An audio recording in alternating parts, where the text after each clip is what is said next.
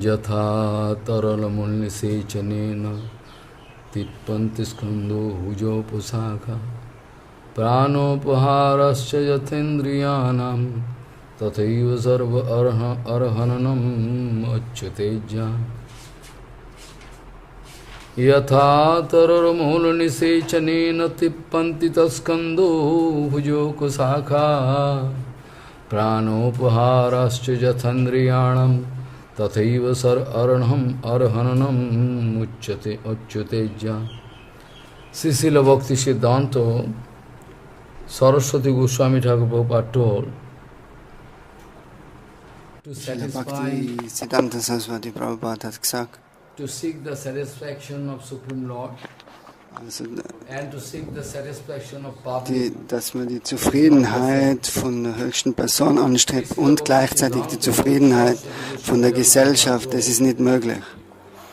Srila Bhakti Siddhanta Saraswati Prabhupada hat gesagt, dass wenn du den höchsten Herrn glücklich machen willst und gleichzeitig die Gesellschaft, das ist nicht dasselbe. Also die, was interessiert sein, den Interesse der Gesellschaft zufriedenzustellen, um einen Namen und Ruhm zu kriegen, für die ist es nicht möglich, den Ruhm des Herrn zu singen. Über den Ruhm des Herrn zu singen. Srila Bhakti Siddhanta Saraswati Prabhupada hat gesagt, die was 100% also hingeben sein zum höchsten Herrn, nur die können über die höchste Persönlichkeit sprechen. Nur denen ist es möglich. Also für andere ist es nicht möglich, über die höchste Persönlichkeit zu sprechen. Srila Saraswati Prabhupada hat gesagt, Srila Bhaktivinoda Thakur hat uns alles gegeben. Also wir haben alles durch die Barmherzigkeit von Srila Bhaktivinoda Thakur. Nur wir müssen ihm auch folgen in total, so 100%. Wir kriegen alles, wir haben alles da. So, wir müssen es nur nützen, zu 100%. Und denen folgen. Srila Bhaktivinoda Thakur komplett folgen. Zu 100%. Guru Pada Padma, Srila Bhakti Pramod Puri Goswami und alle unsere Guru Vargas, die haben alle gesagt, es ist nicht möglich, die Gaudiya Math.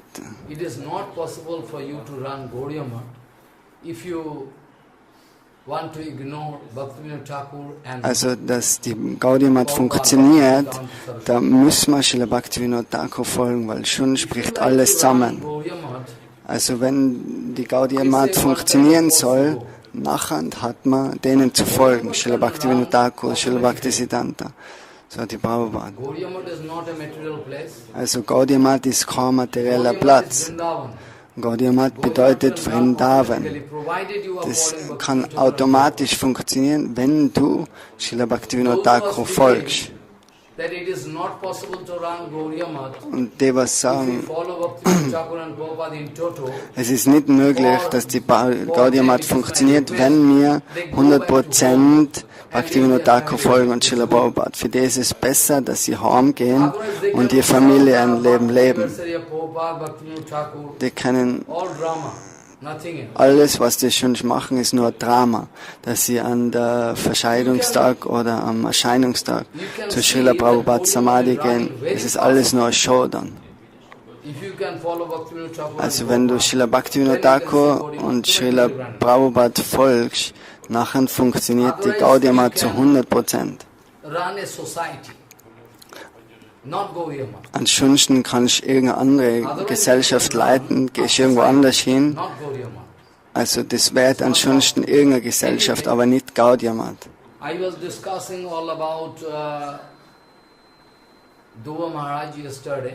So gestern haben wir über Druva Maharaj gesprochen. Wie Druva Maharaj erfolgreich war in seinem Bhajan und der höchste Herr war selber interessiert, den seinen kleinen Devotee zu sehen, den Pur. Und wir haben im Detail darüber gesprochen, was Dhruva Maharaj gemacht hat, wie er den Weg angefangen hat. Und Dhruva Maharaj bei der Barmherzigkeit vom höchsten Herrn, die hatten gesegnet, dass er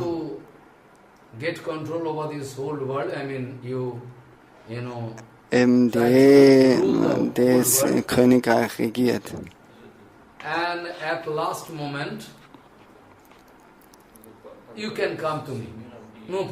Und nachher kommst du danach zu mir.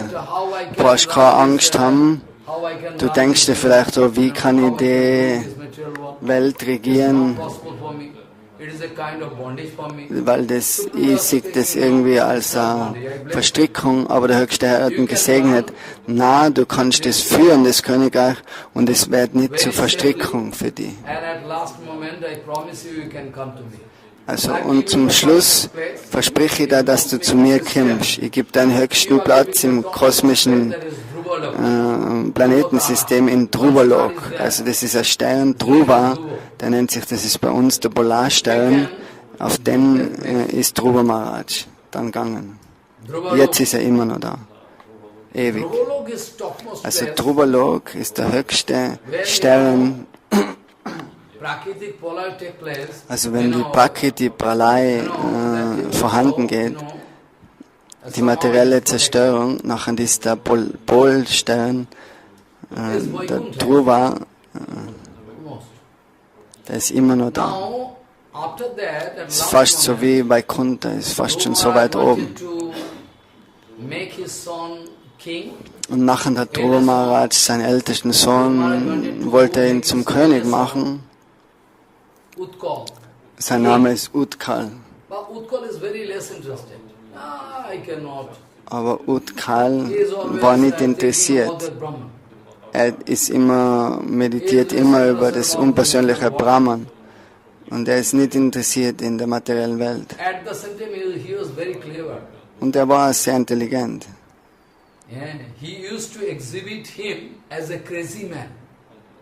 Also er hat sich selber gezeigt als ein Verrückter.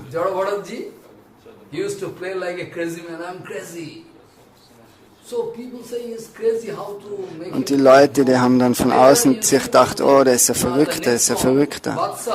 Aber er hat nur so gespielt. Und nachher haben die Außenstehenden gesagt, dann machen wir den nächsten Sohn, machen wir den zum König. Weil er ist kann die Stelle nicht annehmen.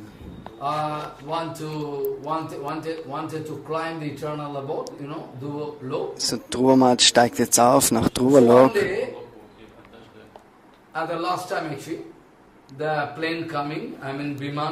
Dann ist der Viman, das spirituelle Transportmittel, mit den ganzen Vishnu-Duttas, die was 4 Hände haben, die haben ihn gebeten, dort einzusteigen.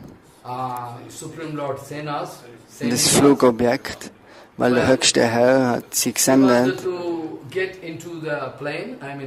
Und nachher wollte er in den Wagen oder das Fahrzeug einsteigen.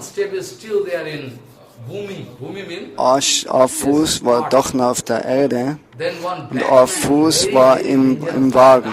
Und nachher dieser schwarze, ganz gefährliche Rakshasa kamen und hat Dhruva Maharaj gesagt, wohin gehst du, wohin gehst du? Und Dhruva Maharaj hat gefragt, oh, wer bist du, wer bist du? Und dann sagt er, mein Name ist Mrityu, Death. Also es war der Tod personifiziert. Und nachher hat Dhruva Maharaj den nächsten Fuß auf seinen Kopf gestellt und ignoriert. So, was bedeutet das? There is no solution of death in this. Be careful. There is no solution of your death in this material world. Nothing. So you must act accordingly. If you remember all the time, any time I am going to die, any time, any fraction of moment, then no kind of enjoyment, this mood cannot touch you. It's a very vital point. All the time, every fraction of second. You must remember, any time I'm going to die. So jede Minute musst du dir erinnern, jede Sekunde, dass du sterben wirst. Though you are misbehaving me, still I think I have no enmity with you. Because I know directly or indirectly everything done by the Supreme Lord to test So, me. wenn jemand mir jetzt was Schlechtes antut, ich weiß, dass es schlussendlich ein Test ist von der höchsten Persönlichkeit für mich. Und danach, wenn du den Test bestanden hast, ohne Test kannst du nicht weitergehen. Der höchste Herr wird dich testen. Du kannst in einer großen, hohen Familie geboren werden oder mit viel Reichtum oder Schönheit. Oder du hast viel Stärke, aber der höchste Herr ist in das nicht interessiert. Also nichts ist permanent, alles ist temporär. All der Bankaccount, die materielle Ausbildung, die Schönheit, das ist heute da, aber morgen verändert sich schon. So seid ihr über das bewusst. Dhruva Maharaj hat einen verschiedenen Fall jetzt. Dhruva Maharaj, der hat sogar auf den Tod in den Fuß gesetzt und ist rauf auf den Wagen und hat somit geprüft, dass wenn du Krishna Bhajan machst, dann kann keiner dir was antun in der Welt. But there should be that kind of tenacity in you.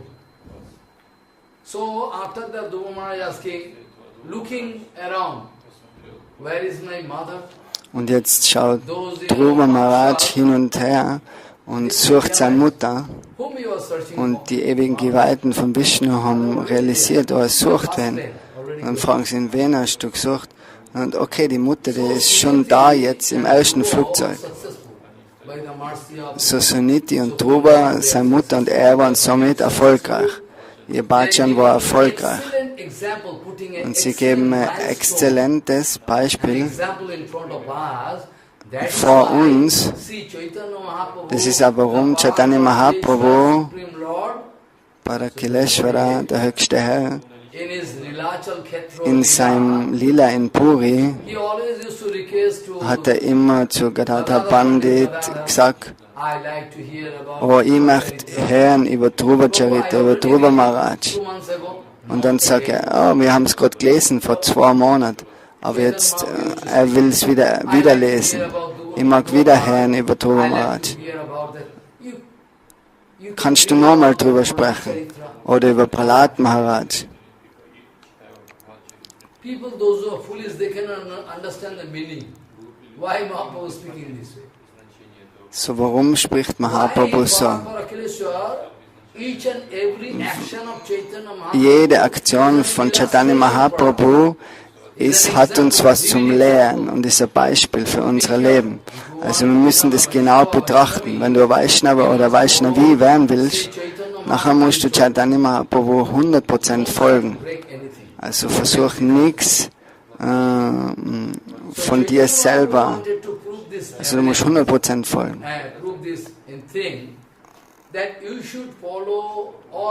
Und er sagt uns, das ist eben das Prahlad Charita, die Geschichte von Prahlad Maharaj, von Dhruva Maharaj, die was wir jetzt gehört haben. Das musst du alles hochen und dann Stufe für Stufe kannst du aufgehen. Das ist alles vom 1. bis 9. Kanto im Srimad Bhagavatam. Also das ist eine stufenweise Erhöhung im Srimad Bhagavatam. Also das ist wichtig, die Reihenfolge zu folgen. Und Chaitanya Mahaprabhu, der wollte ihn prüfen und damit sagen, du hast es zu lesen und darüber zu meditieren. Also langsam, aber mit Sicherheit. Also du kannst nicht gleich zum 10. Kanto springen und nachher brichst du was. Also Also du kannst nicht raufhupfen und die unreife Frucht holen, die reife. Es ist nicht möglich. Du musst langsam wachsen, bis die Frucht reift.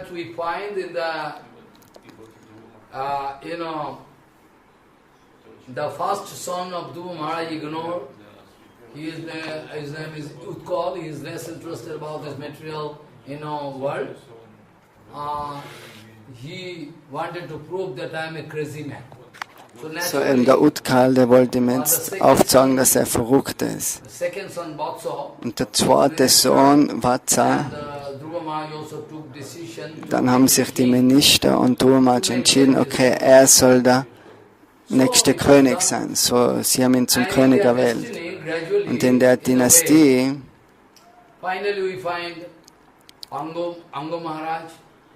kommt dann ein Angan Maharaj.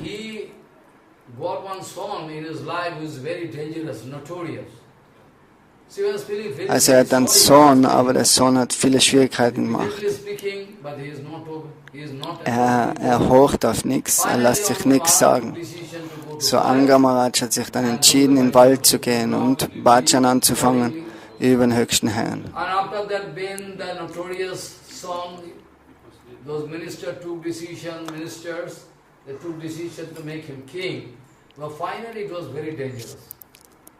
Und wenn die Minister ihn dann zum König gemacht haben, zum Schluss war es sehr gefährlich. Eine schlechte Situation war eben vorhanden. Und all die Rishis und Munis, die haben sich entschieden, dass sie eben, die sind zu ihm hingegangen und haben gesagt, dass er eben sich jetzt ändert, so dass das System wieder funktioniert. Aber er ist nicht bereit. Er folgt dem Ganzen nicht. Er lässt sich nichts sagen.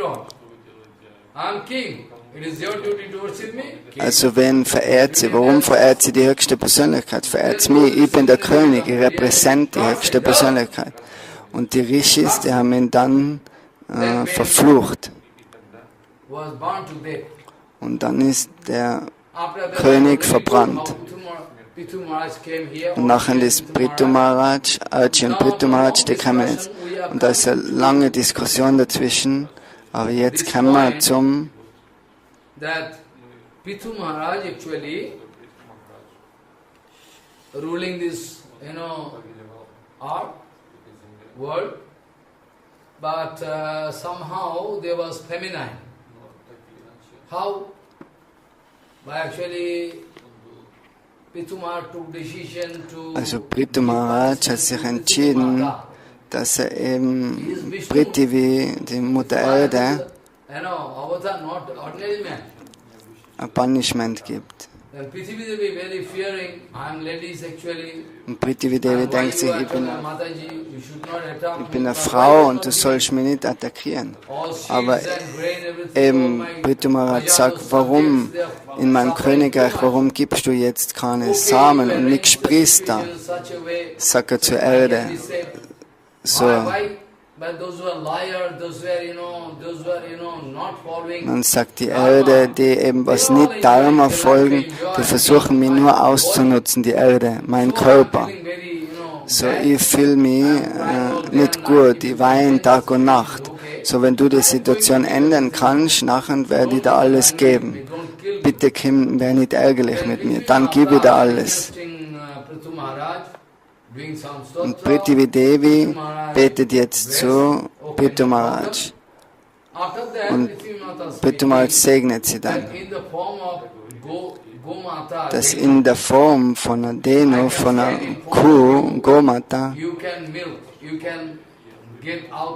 also du kannst die melken und du wirst alles kriegen von der Kuh.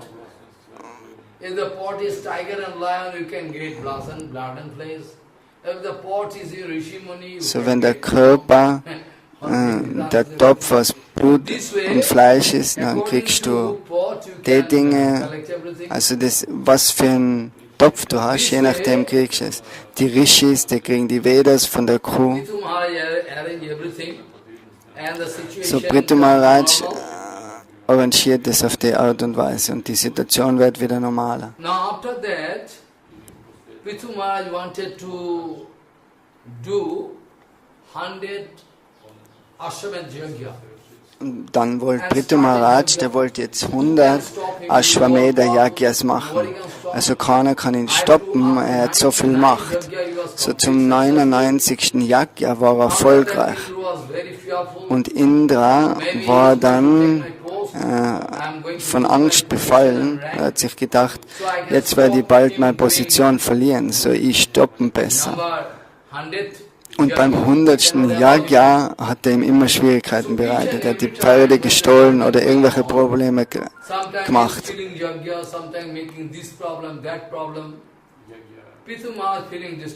Also Prithu Maharaj fühlt sich dann auch gestört,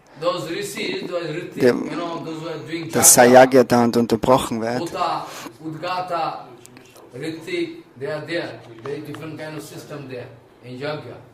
Those are only reading Veda Stotra, there's Hayam, Vedic Hayam.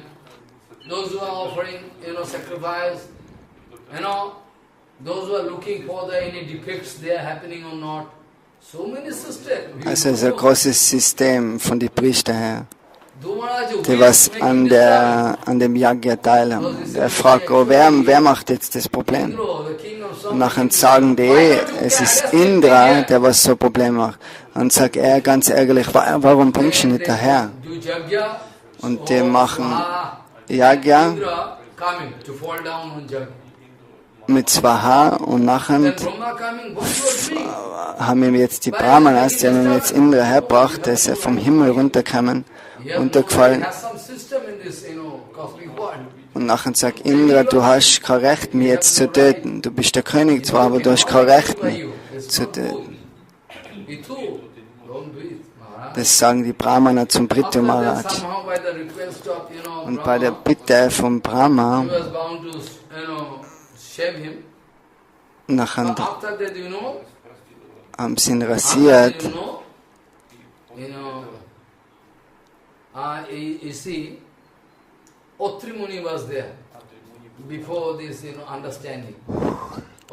Atri Muni war da.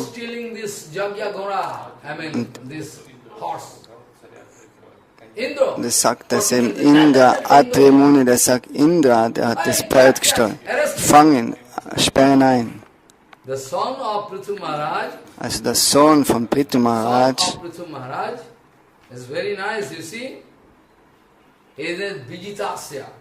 das ist Vijitasya, machtvoll.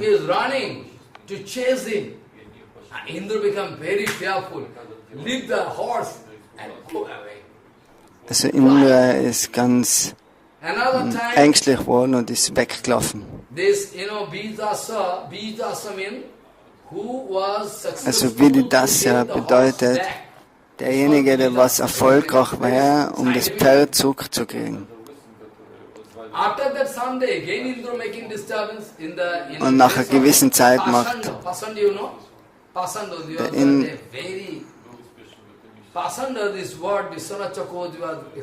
also Pashanda, das Wort, bedeutet, also die machen zuerst ein Vergehen und die werden dann zu Dämonen. Das nennt sich Pakandi und Pashanda. So Vijitasya, die sind jetzt gefolgt und Indra ist weggelaufen und hat jetzt die Kleidung von der Bakanda angenommen, hat sich so verkleidet und er kann ihn nicht erkennen. Und auf die Art macht Indra immer Probleme. Aber Prithu Maharaj ist immer ein Avatar vom höchsten Herrn, so wer kann ihn stoppen? Die Position von Prithu Maharaj ist so hoch, viel, viel höher als wie Indras Position.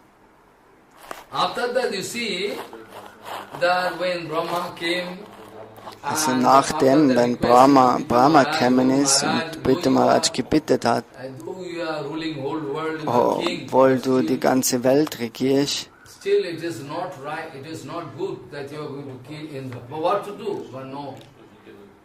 es ist aber nicht gut, dass du eben jetzt Indra töten willst.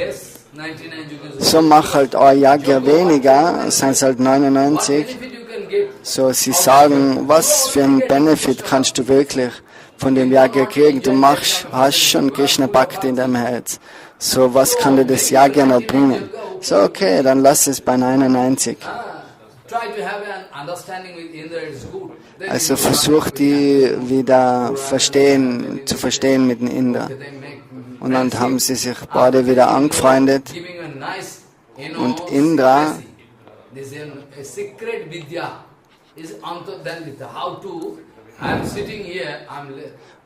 hat ihm dann ein Wissen gegeben, wie man eben unsichtbar werden kann, verschwinden kann. After that, you see, his name was Antardhyam. He make a friendship with Indra, and finally he complete yajna, 99 it's okay. One yoga less than Indra. So, er war dann einverstanden, dann hat er ein Yajna weniger gehabt wie Indra. We are not going to break this, position and rank. Also, er wollte dann nicht die Position von Indra brechen. Weil Prithu Maharaj uns nicht interessiert an einem Namen oder Ehre.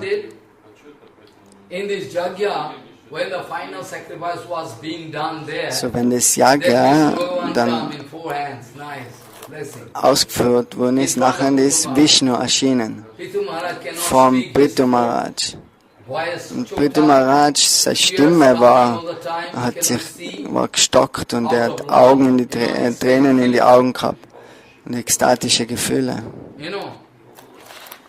Then Supreme Lord, coming in front of, Prithu Maharaj and blessing. Und dann, so jetzt hat er dann gesegnet. After that, Vishnu Bhagavan going to give some instruction to Prithu Maharaj.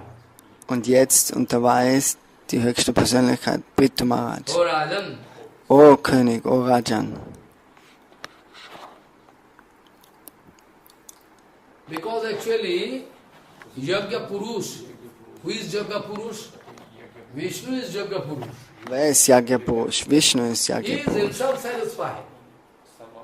So argument is that when Yajna Purush himself satisfied with you, what more also wenn Yajna Purush zufrieden ist mit dir, was willst du noch mehr kriegen? Tasmin duste Jagat duste. Also wenn der höchste Person zufrieden ist mit dir, nachher kann dir keiner stören. The sloka I started with, I can explain this sloka.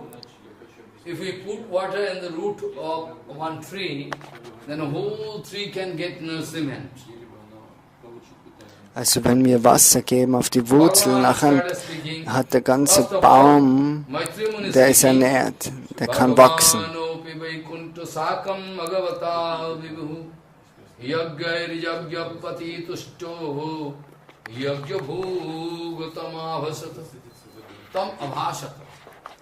So Maitreya, der spricht jetzt. Also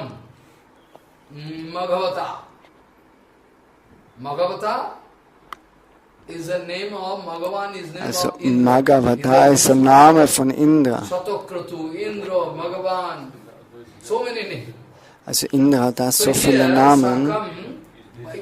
So Sakam, Vaikuntapati, Shakshat Vishnu, der ist kämen eben mit dem Indra. Und jetzt spricht also Maitreya Muni, der sagt, wenn der Yajna Purush zufrieden ist, dann ist alles zu viel. So, all unsere Bhajan und unsere Ausführungen sind nur, um die höchste Persönlichkeit zufriedenzustellen.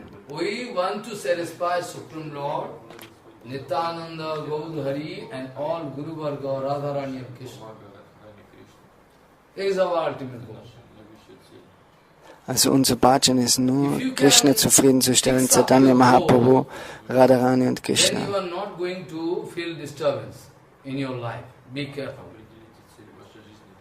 Also wenn du das so handhabst, dann wirst du keine Störung in deinem Leben vorfinden. Wenn du immer nur alles machst für die höchste Person. Für Chaitanya Mahaprabhu oder Radha und Krishna. Is Indra. He is breaking your system. You wanted to complete 100 yoga, is Indra coming with you. Also da geht es jetzt weiter im 20. Kapitel und 4.20.1. Kama payatu atmanam amusyo khantum arhasi. You must excuse him. Oh Prithu. Also er sagt ihm, oh Prithu Maharaj, du musst ihn Indra entschuldigen. Those who are sadhu, what is the beauty with them? They are applicable. They are actually forgivefulness. Also Sadhus sind immer vergebensvoll. Die können immer 100 Mal vergeben. 100 times. Because the bonded soul, and anyway bonded soul going to make mistake. Weil eben die materiell gebundenen Seelen, die machen Fehler. Und deswegen als Sadhu weiß, dass er ihnen immer verzeiht. Srila Bhakti Pramod Puri Goswami Maharaj, der hat da eines Tages einmal einen Dieb erwischt.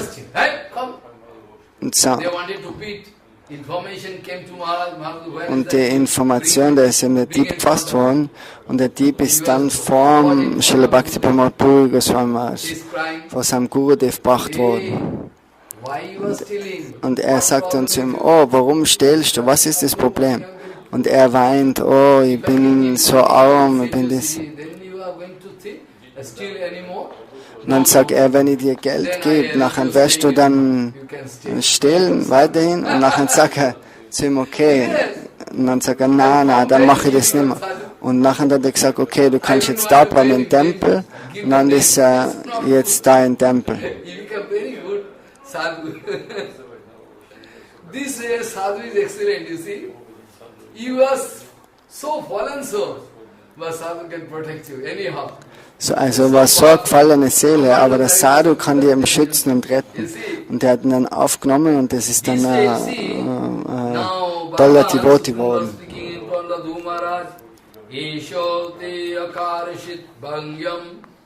Eshati akarasit bhangyam hayame dasatasya kama payotu atmanam amusya khantum arhasi.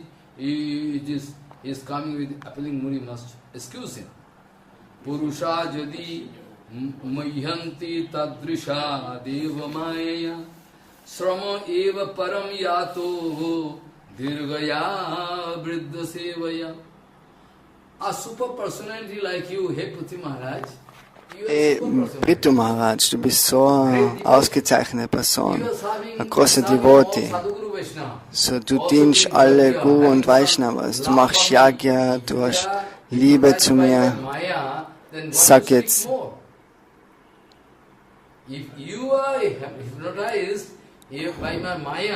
also wenn du jetzt hypnotisiert bist bei der Maya, so, was soll dir das ausmachen? Oh, vielleicht sind da 99 Yagyas. So, ich bin schon zufrieden mit dir, du musst das 100. nicht mehr ausführen.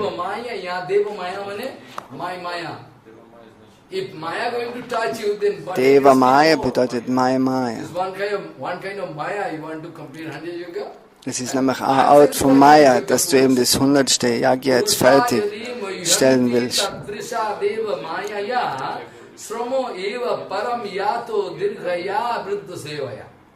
Then all energy and money, everything used, all in vain, useless. So you stop and excuse, make a friendship with Indra. So stoppt es jetzt und mach Freundschaft mit Indra. Und hat die Freundschaft mit Indra geschlossen. His son actually got Antadhyan Vidya. Und sein Sohn hat ihm jetzt das Antadhyan Vidya gekriegt, das Wissen, wie du die auflösen kannst. Also es ist ein guter Boden, was er da kriegt, weil wenn er zum Beispiel kämpft, dann kann er sich auf einmal auflösen. Und dann kann ihn keiner mehr finden. Yeah, it's so powerful. This way actually, now Maitri Maharaj, Prithu Maharaj, Maitri Muni speaking. Now Also Prithu Maitreya Muni, of Supreme Lord, bei dem Ratschlag vom höchsten Herrn, by the advice of Supreme Lord, instruction, this Prithu Maharaj is feeling, oh, so it's heart touching. A feeling very heavy heart. And after that, with a nice feeling and shedding tears. So Maitriji Vacho, so Maitreya Uvacha, Maitreya sagt jetzt, Anugraha vilambitaha pashyano paddapala saksho na prataste suhit satam. Prasthana vimukam mean when Supreme Lord when Supreme Lord going to leave this place. Climb is eternal again. Then Supreme Lord also cannot go. So loveful relation with Prithu. Prithu looking at Supreme so der Lord. Prithu, der schaut jetzt zum höchsten Herrn mit einem schweren Herzen und er kann die Separation jetzt nicht ertragen.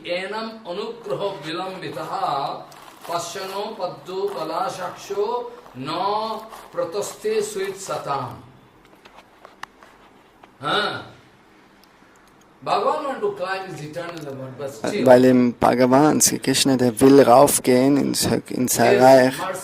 Aber Prithu Maharaj hat ihm jetzt so viel Trennung.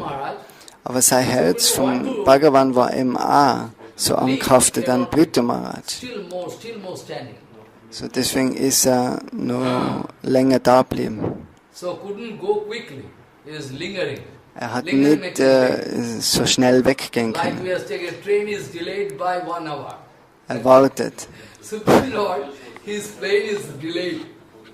So wie zum Beispiel beim Zug, dass der Zug jetzt sagst, oder Zug ist eine halbe Stunde verspätet. So ist er eben jetzt auch verspätet. Er wartet, er schaut da, Prithu Maharaj schaut auf ihn und die höchste Herr schaut auf ihn. Aso adi rajo rochitanjalir harim bilakitum nasakanat astrulochanaha na kinchan uvacho sa baspo biklavo ar hridopagujjam hridopagujjam bochen upo dhavad avasthita. Some printing mistake. Actually, so Adiraj means Prithu Maharaj. So Adiraj bedeutet Prithu Maharaj. Mit gefalteten Händen schaut er jetzt auf den höchsten Herrn und hat Tränen in seinen Augen. Kann er nicht sehen wirklich viel. Und er will jetzt sprechen.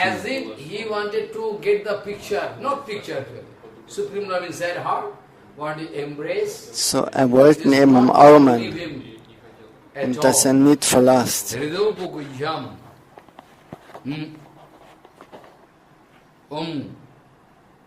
There's some printing mistake. Anyway, after that Prithu Maharaj started doing prayer in front of Supreme Lord. Und jetzt bringt Prithu Maharaj gebetet da den höchsten Herrn. You are asking me, I like to bless you. Try to ask. Der höchste Herr fragt ihn, was kann ich dir geben? Was für Segnung willst du von mir? Varana vibho tad baradeshwarad buddha katham pranite guno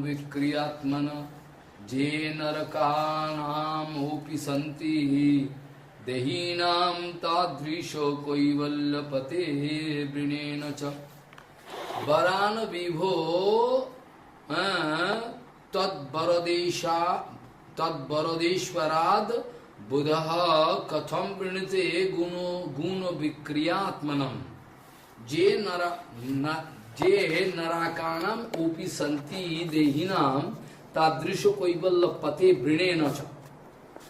I don't want to get that kind of advantage from you, benediction.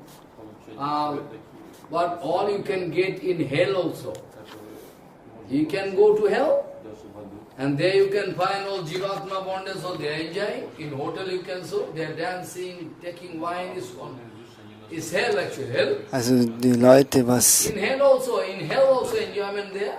Das, Prabhu, I don't want to get that kind of enjoyment from you. also will ihm kein Vergnügen vom höchsten Herrn. In hell also different kind of material enjoyment available. In der Hölle gibt es zum Beispiel auch Vergnügen. That kind of thing from you. Zum Beispiel mir mal da auf der Erde out von Hölle. So Clubs, Diskotheken, Alkohol, und das ist auch out von Hölle.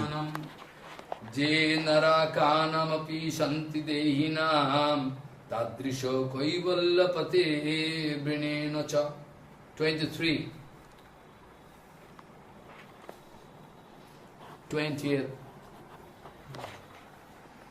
chapter.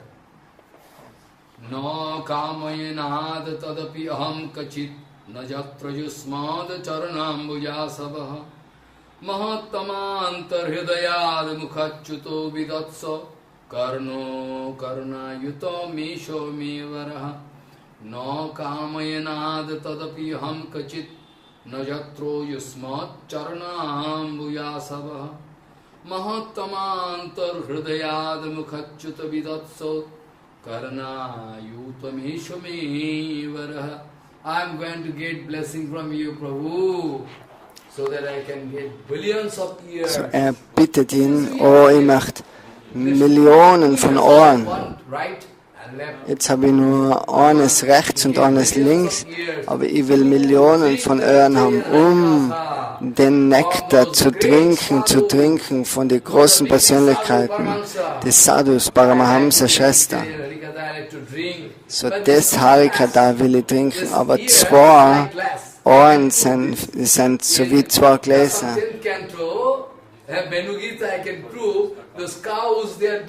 Also die Kühe in der Venu Gita, die trinken auch den Flötensong von Krishna.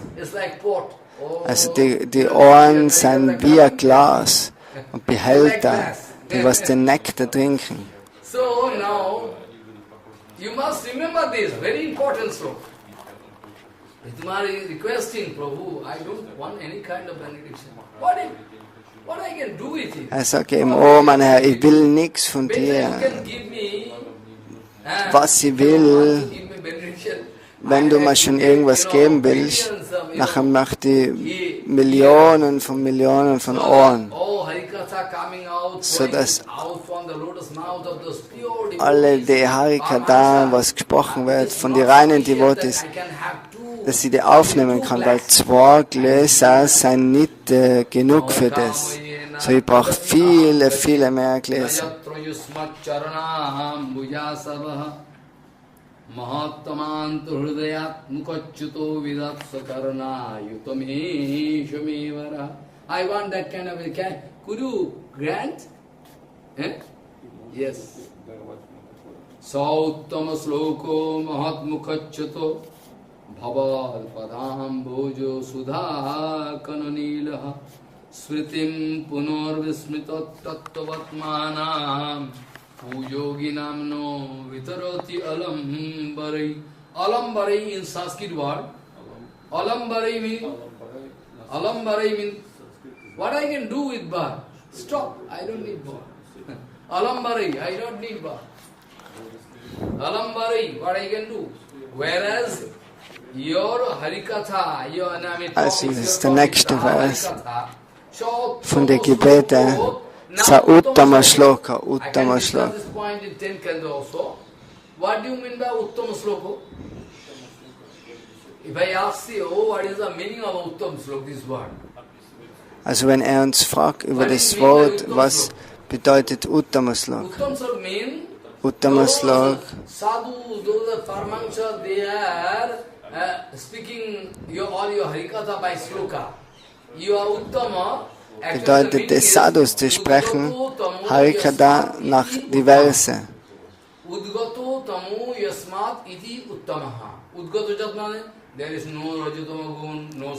Also Uttama ist, das bedeutet als Rajas, Tamas und Sattva, das ist drüber.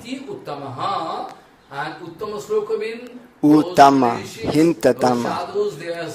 Also die Rishis und Sadhus, die sprechen eben die Glorifikation vom höchsten Herrn außerhalb von Rajas, Tamas und Sattva. So, Uttama Shloka. Also Sadhu und Guru, die sprechen, deswegen nennen die sich Uttama Shloka.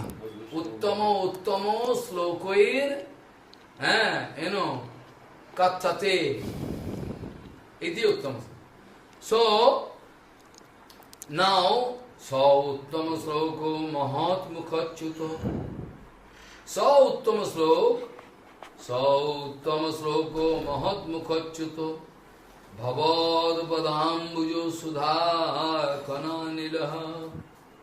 Sritim punor vismrita tatmavatmanam.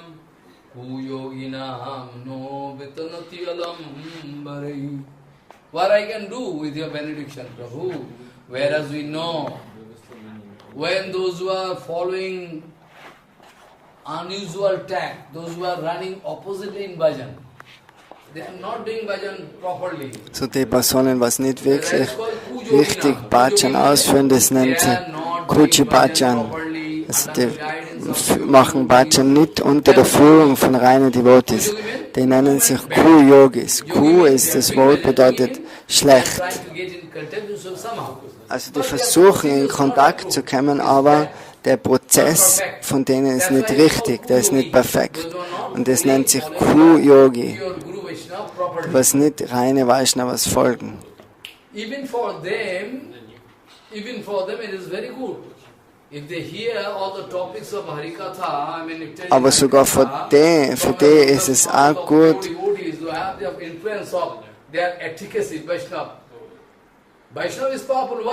So ein Vaishnava ist kraftvoll. Warum? Warum?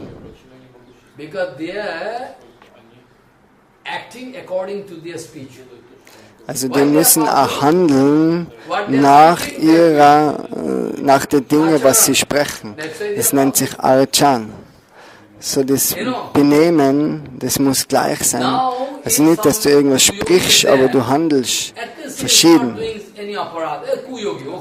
So Ku-Yogi vielleicht kann es Bhajan nicht verstehen, richtig, aber diejenigen, die was die Möglichkeit haben, von reine Guru und Vaishnavas Harikatha zu hören, die haben die Möglichkeit, ihr ganzes Leben zu verändern. Wie Sukadev Goswami Bhajan über Brahma macht.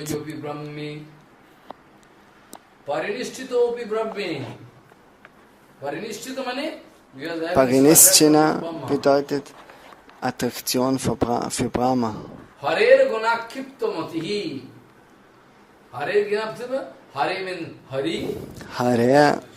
Hari bedeutet, also wenn du Attraktion fühlst von Harikatha,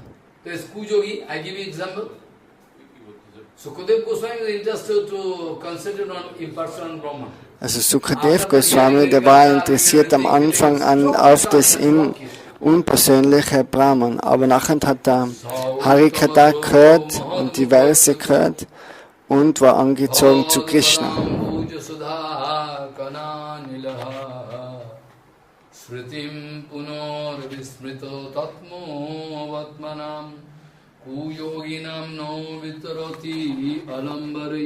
What I can do with benediction, whereas out of your Harikatha I can get so much benefit, I'm very, very satisfied. Then Prithu Maharaj giving advice to his all the inhabitants, subject, Proja. So jetzt gibt Prithu Maharaj einen Ratschlag zu all seinen Anwesenden im Land. Also die Essenz von dem Ratschlag ist, der sagt, dass ihr müsst eben die höchste Persönlichkeit verehren und die Guru und Vaishnavas respektieren und auf eine ehrliche Art und Weise leben. Also ohne Harabhajan ist es kein Leben. So ihr müsst das zu eurem Ziel machen. Hari Bhajan is so powerful that you can burn up all the, Weil Hari Bhajan ist so machtvoll, das was all deine ganzen sündhaften Aktivitäten auslöschen kann. Wir haben schon so viele Fehler, so viele Sünden begangen in unserem vergangenen Leben. So, was bedeutet Pap? Und was bedeutet Apparat? What do you mean by Pap? Can you give explanation? You know? Pap is related Also to your Pap, materiality. das ist in Bezug auf deinen materiellen Körper und deinen Geist. Sünde und deinen feinstofflichen Körper. Aber Apparat, das ist gefährlicher. Very dangerous. Very dangerous.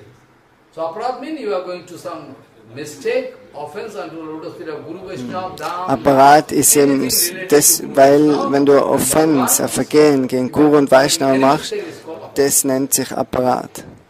So, das ist viel stärkere und schlimmere Auswirkungen. Very good, nice. Actually, Prithu Maharaj giving nice advice to them. So auf die Art gibt Prithu Maharaj schöne Ratschläge für sein ganzes Land. Nachher spricht er Namo Vishuddhasattva. Yo Brahmo Khatram Avishyo Vibhaktidam Sateyasa. And that Supreme Lord, Jini Brahman, that Supreme Lord actually giving influence inside Brahman, so they are going to regulate the whole, because as per, Varnasam Dharma, Also nach dem Varnashram Dharma, nach Varnam, also das sind 4 Varnas.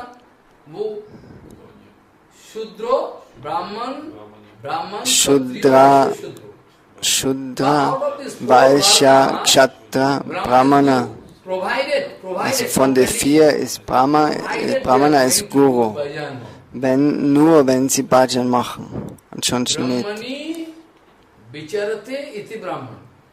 Also, das ist Brahmana. Brahman, why? If he is in touch with Supreme Lord, then he is Brahman. Otherwise not. Also derjenige, was in Kontakt mit der höchsten Person ist, das nennt sich das ist ein Brahmana.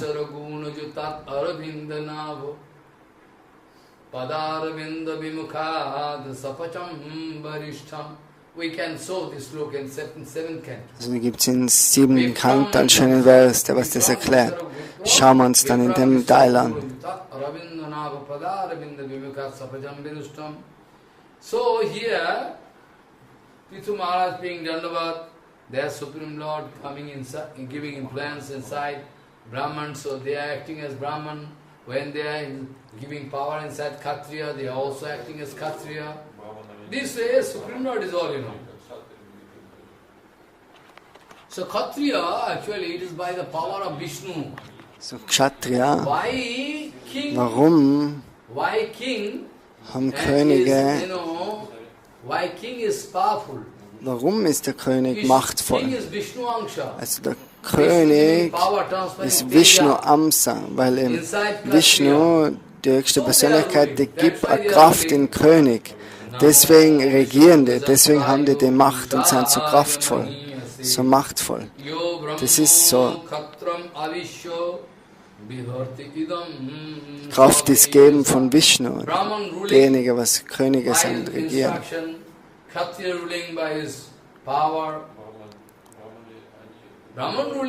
Also die Brahmanas, die regieren durch ihre Instruktionen, die Kshatriyas, die Könige, die regieren durch ihre Macht, durch ihre Kraft und die geben Schutz der Gesellschaft, die schützen die ganze Gesellschaft, also die müssen machtvoll sein und die müssen religiös, also Bescheid wissen über die Vedas, die Ratschläge annehmen von den Brahmanas, von den Priester. Actually, Prithu Maharaj, here you see, Prithu Maharaj now, he is full of love. He watching So, Prithu Maharaj, das sieht jetzt Sanat, Sananda und Sanatkumar, die 4 Chatustan, das sind auch so erleuchtende Personen wie ein Sonnengott. So, What is that? Prithu Maharaj was asking, what is that? Oh, big power coming out? Like sun god? After oh, it's not actually light. also sie denken zuerst, dass der Sonnengott kommt, aber das ist in Wirklichkeit ist Chatustan, die kommen. So, Prithu Maharaj, you see, very, very happy. So, deswegen ist Prithu Maharaj jetzt glücklich, wo die 4 Kumaras erscheinen. Prithu Maharaj is, out of his love, shouting, Aho, Bhajan, Aho, Acharitam, Kingdom, Mangalam, Mangalayan. What kind of good, auspicious activities they have done in past? Also, Prithu Maharaj sagt jetzt, was für gute Tat habe ich gemacht, weil ich jetzt den seltenen Darshan von Chatustan haben kann. Also ich bin so vom Glück begünstigt heute. Was habe ich gemacht? Ich weiß es nicht.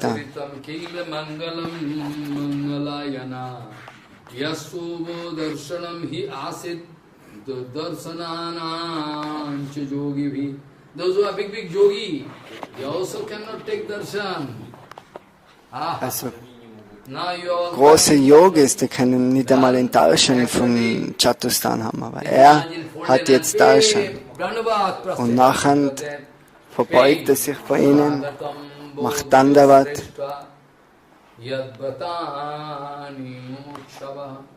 Charanti sadhya dhira bala eva vrihanti vai. And actually, Dija Srashto, because those who are realized soul, also die realisierten Seelen, wenn du die vor dir kommst, sollst du nicht sprechen, oh, wie geht's dir? if you understand the gravity of Guru Tattva, you should not speak this way.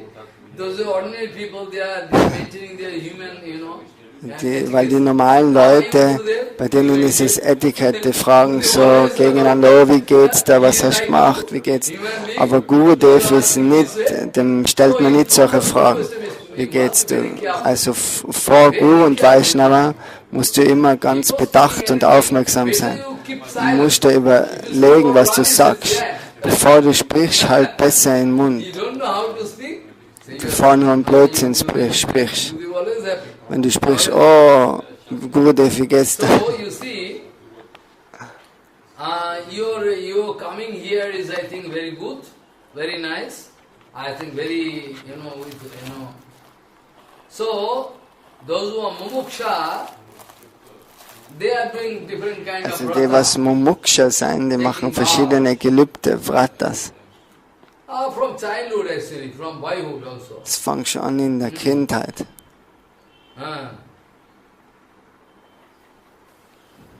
So you are all powerful. So what kind of question I can put in front of you? How are you? This kind of question is not at all applicable here. Also wie geht's dir? Die Frage, die wird da nicht gestellt. Ihr seid alles realisierte Seelen, sag eben zu ihnen. Also ich kann nicht euch fragen, wie geht's euch?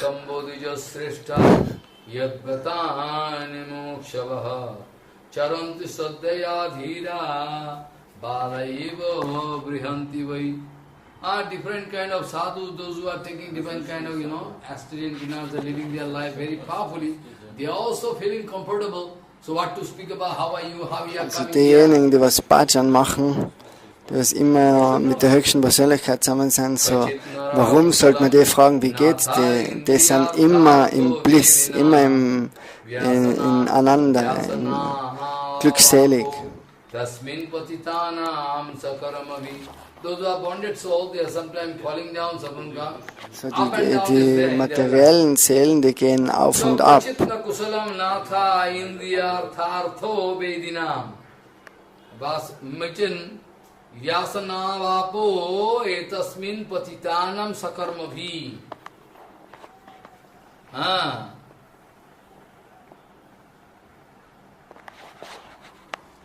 So you see, those who are bonded soul according to their, activities, they are getting up and down. They are getting, in that case, the question of good, Mangal coming. Also die Seelen, was im materiellen Universum auf und ab gehen, die manchmal denen geht es schlecht oder gut. Für die an die lässt sich die Frage anwenden. Okay, wie geht's euch? Da kann man das fragen.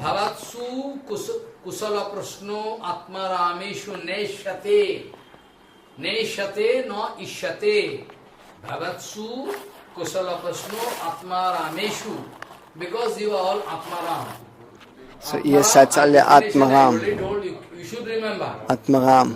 Atmani ramate Atmani ramate Yasa Atman. Also der, was komplett zufrieden ist in sich selber. So, bhavatsu kusala pasnu atma rameshu no ishate. It is not applicable here, the question. How are you? Also die Frage bei solchen Persönlichkeiten, how are you, wie geht's dir? Es ist nicht, die Frage ist nicht zum Stellen.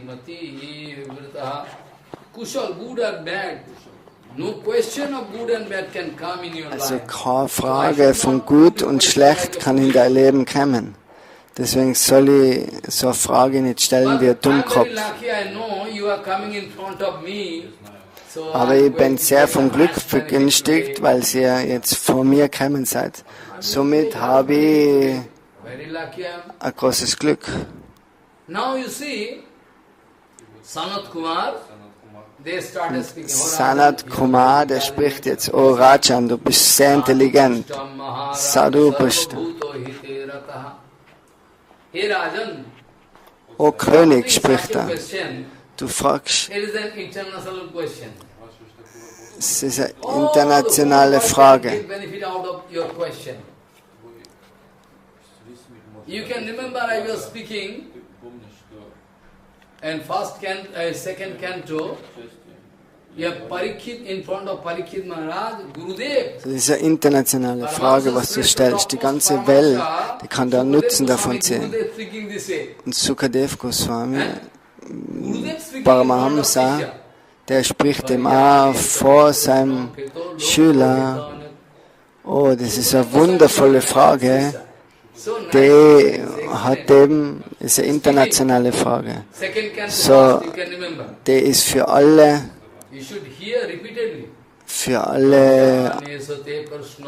anwendbar.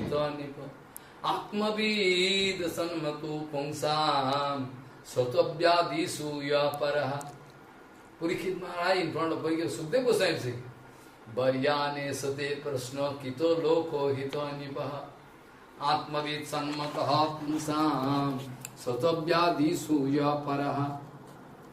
Hey Rajan, you are putting such an excellent question. The whole world can get benefit out of that.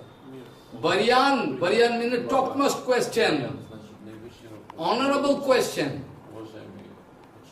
Baryan is a te prashno. Te means your question is very excellent. Unparalleled, unbeaten and excellent. Das ist eine internationale Frage. Die ganze Welt kann einen Nutzen von der Frage kriegen.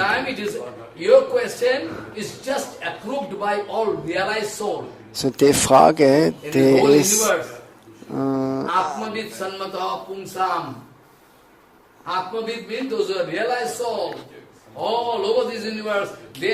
also alle realisierten Fragen, die sagen, das ist eine exzellente Frage.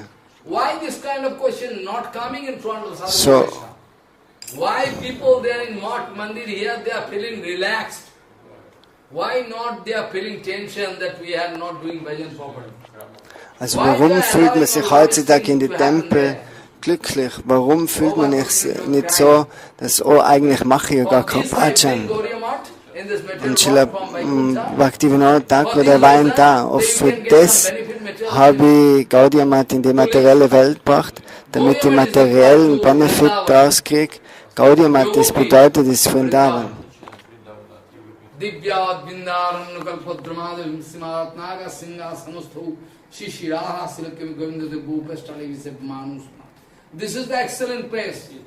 So, das ist der exzellente Platz, die Gaudiya Mat. Also der kommt, um uns zu befreien. Sadhu Prishtam Maharaj Sarva Bhuto Hitatmana Bhavata Vidusa Chapi Sadhunam Matiridrishi. Those who are excellent sadhu, they can have that kind of fine intelligence there. Die exzellenten Sadhus, die haben die feine Intelligenz. Also da ist ein Vers, den kann man dann im 7. Kanto besprechen.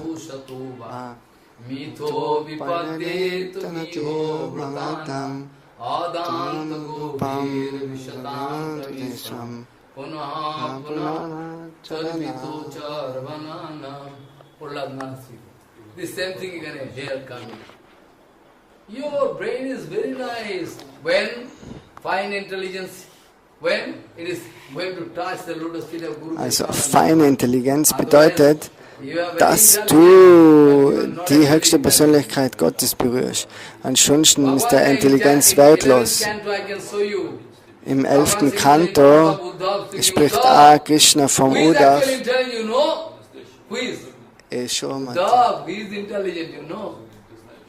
Also Uddhav, wer ist intelligent? Wer ist intelligent? Fragt eben der Krishna in Uddhav. Wer ist intelligent? Was denkst du da? Denkst du, ich bin intelligent, er ist intelligent, so viel Wissen angegangen. Who is intelligent? Who is intelligent? Those who are having this material life, man is not, man is mortal, man is going to die. So any time can die. So after taking bath, if they are thinking over and again, so wenn man Gebot nimmt, dann fragt man eben sich die Frage, was soll rauskommen aus dem Leben? Esha Buddhimatam.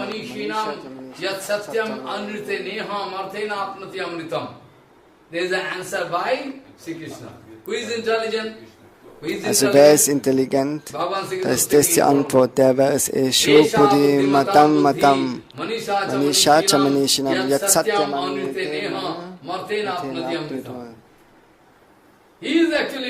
Also er ist intelligent, Uddhav, der was den Nektar kriegt.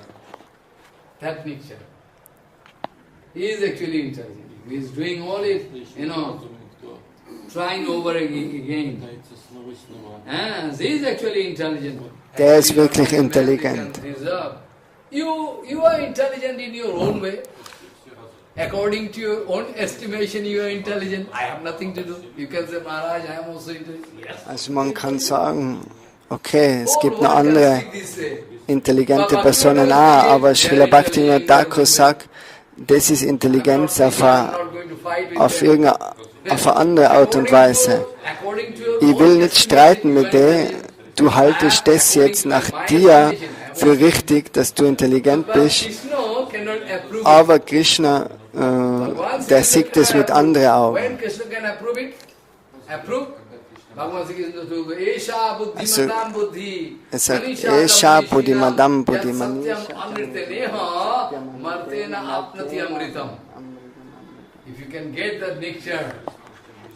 Also wenn du den Amrita, den Nektar kriegst, wenn du rauskommst, wenn du verstehst, dass wir bald die Welt verlassen und die müssen wir auf Bhajan konzentrieren, das ist Intelligenz. So in Sanskrit gibt es ein Wort, Kirti Yasyosatiti. Also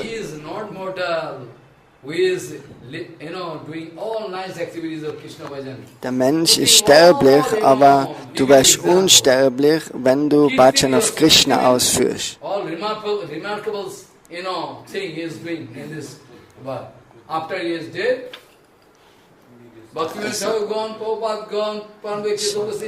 Srila Bhaktivinoda Thakur ist gegangen, Bhakti Pragyan Keshav Goswami, Madhav Maharaj, Sridhar Maharaj, Bhakti Pramod Puri Goswami Maharaj. So wer die vergessen? Alle werden sich an die erinnern.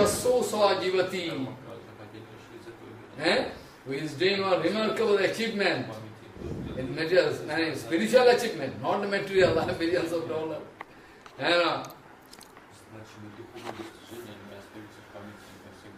So now, Sanakad is thinking, very nice advice, you see. Sangamaho kalu sadhunam ubhaye shancha sanamataha yat sambhasana sanprashno sarvesham vitanotisam. As Sangamaha kholu sadhunam uvaye shancha sanmataha. If one Sadhu Sangam, if I get Sadhu Sanga, it is so powerful. Also wenn du in Sadhu Sanga kämpfst, das ist so machtvoll. Also du kannst dann niemals sagen, dass der Sadhu Sanga wertlos ist. Das ist hat immer einen Benefit, immer einen Nutzen. Also wenn du nicht kappert bist und kein Apparat begehst, kein Vergehen und zwiespaltig bist, nachher kann Sadhu Sanga, das hat immer einen Nutzen. Das ist, wie wenn du Gift nimmst, nachher kriegst du die Reaktion. So auch wenn du Nektar unbewusst nimmst, nachher kriegst du auch ein Resultat. Astu eva rajan bhavato madhuddisa padarvindasso gunanubadani ratir durapa vidunoti nastiki kamam kasayo malamantaratmanaha. Hey Rajan, Madhusudan Hari Padarvindo. Hey Rajan, hey König. Das Gespräch geht eben so weiter. We can get rare rati, attraction, Sudurlabha ikantika rati viddama. Hey Rajan, your heart is full of, Bhakti. Hey Rajan, hey König, dein Herz ist voller Bhakti. Ostu, Chatusan speaking, Hey Rajan, your heart is full of bhakti. Also dein Herz ist voll mit Bhakti. Astu eva bhavatu Rajan.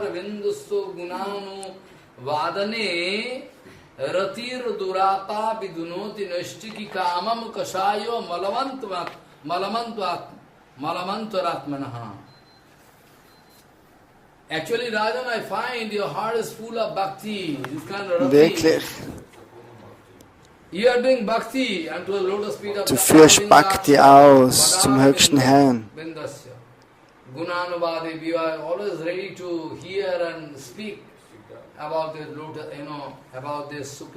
So du bist immer bereit, über die höchste Person zu hören.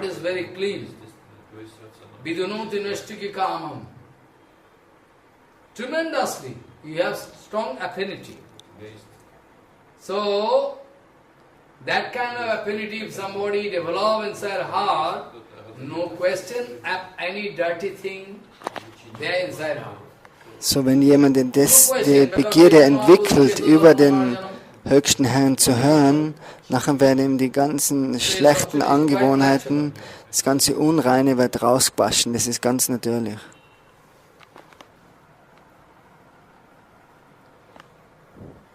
So, very nice actually, they are going to advise very nice way. One by one they are speaking so nice, sloka. Nataho parataro loke pungso sartho vetikramaha Jadadhyanaso priyastamatmanaho savyatikrmad. So, why people love each other? Can you see? Also warum lieben sich Why your mother Leute? love you? Also warum Why liebt der son Mutter loving die? mother? Warum der Sohn die Why Mutter? husband loving wife? Why? What's the reason why? Mutually they love each Was ist der Hintergrund in der materiellen Gesellschaft? Because Atma, Weil eben das Atma, hey Rajan, this is because Paramatma is there. weil Paramatma eben im Herzen ist. Wenn die höchste Herrin nicht in dem Herzen ist, wer wird die dann lieben? Also keiner wird die lieben, wenn die höchste Person nicht in dem Herzen ist.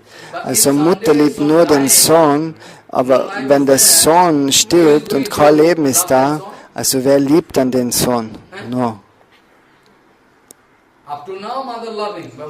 Bis zu dem Punkt liebt sie ihn, aber wenn dann der Körper den Körper verlassen, dann ist die Mutter gebunden, den Körper rauszuwerfen,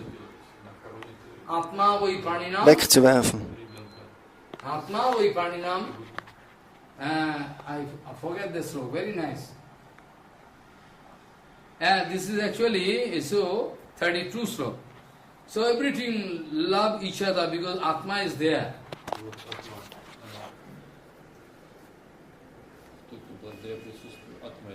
Natoho parataro loke pungsaha swarthavatikkramaha jadadhyanaso priyastam atmanaha svavatikkramat.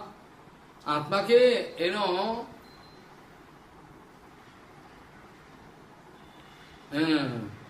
I forget the sloka. One is a very nice sloka. I can remember, very nice.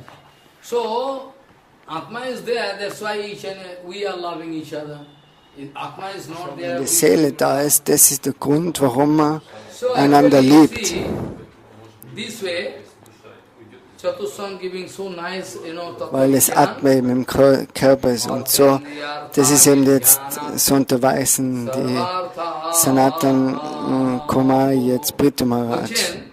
Das heißt, es sind schöne Gebete im Srimad Bhagavatam, ein schönes Tattva-Wissen.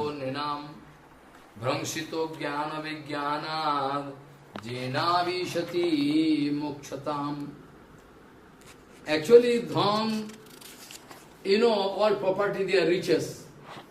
Gold, so, es gibt Gold, Juwelen, Ornamente, das ist oder ein großer Haufen von Geld. Aber wenn du jetzt denkst, dass die Sachen dir Zufriedenheit geben, dann können wir prüfen mit Sicherheit, dass du nicht zufrieden bist. Es gibt so viele Beispiele. Wenn wir uns denken, oh, dass die Sachen uns mir volle Zufriedenheit geben, so wie der Großteil der Mensch, das ist falsch, das ist nicht keine perfekte Sichtweise.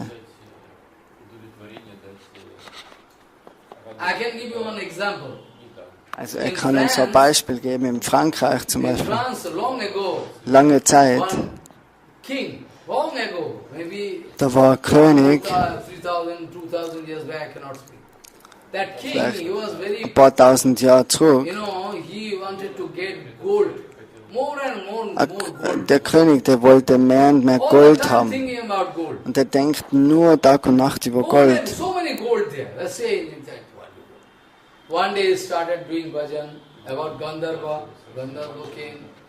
Oh king, what do you want? Nachher hat er Bhajan gemacht One angel came. und die Gandharvas verehrt. Nachher sind die Engel gekommen, die Gandharvas.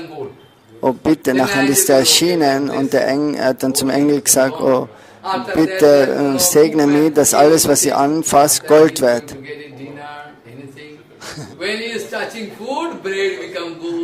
Und nachher, sobald er dann jetzt zum Essen geht und seine Sachen angreift, alles wird Gold. Sein Essen wird Gold, sein Bett wird zu Gold. So und jetzt sage ich, jetzt brauche ich kein Geld mehr, jetzt brauche ich kein Gold mehr. Alles wird zu Gold.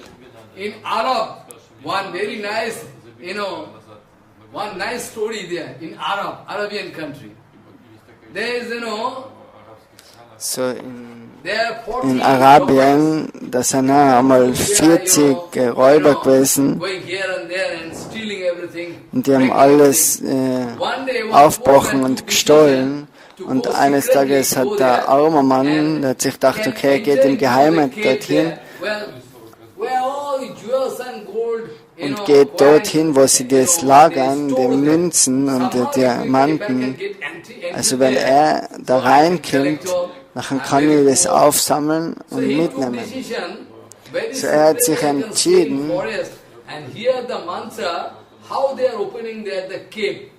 dass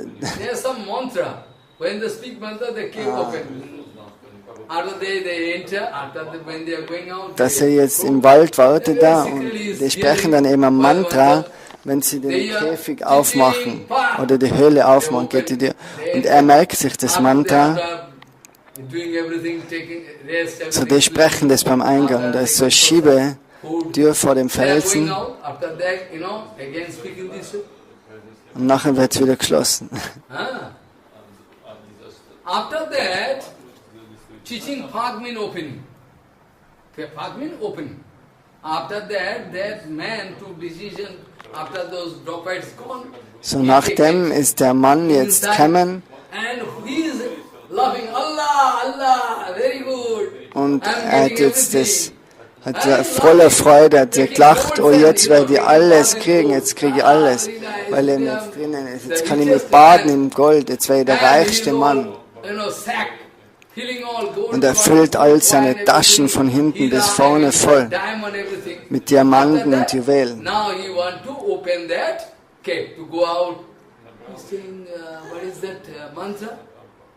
Und jetzt will er eben reinkommen, aber er kann jetzt nicht mehr erinnern, sich an das Mantra, um die Tür zu öffnen beim Rausgehen. So, der Käfig, der öffnet sich jetzt nicht mehr. Und jetzt weint er, oh, jetzt betet er zu Allah, oh, ich will nichts, bitte befreie mich, bitte befreie mich. Und nachher finden sie ihn, die Räuber, und sie töten ihn dann. Also das ist das Resultat, wenn du Anziehung und Anhaftung zu materiellen Reichtum hast. Das hast du dann schlussendlich davon. Those who are actually thinking about gold and riches, everything, they unknowingly they are actually expecting this kind of this kind of thing because Atma is there.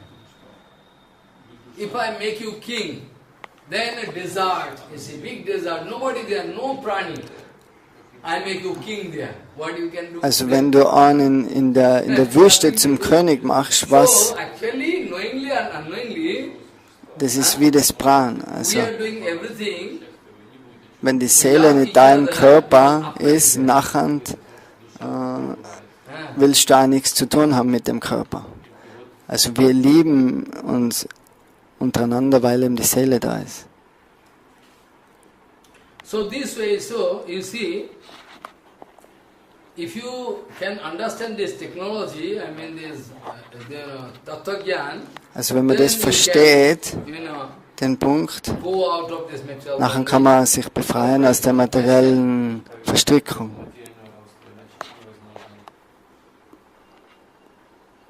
So this way,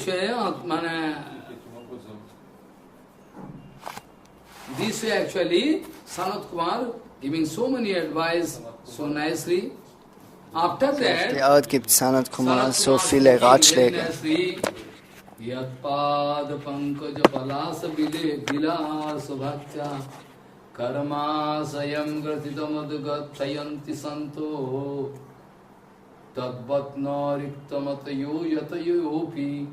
Rudra srutagana stamaranam bhajava sudevam. Yahar padpadmer angulidaler kantamati. They know there is a Bhagavan, Supreme Lord, is all light, coming out of Also die höchste Person ist so wunderbar und voller Licht, was aus seinen Zehen strahlt.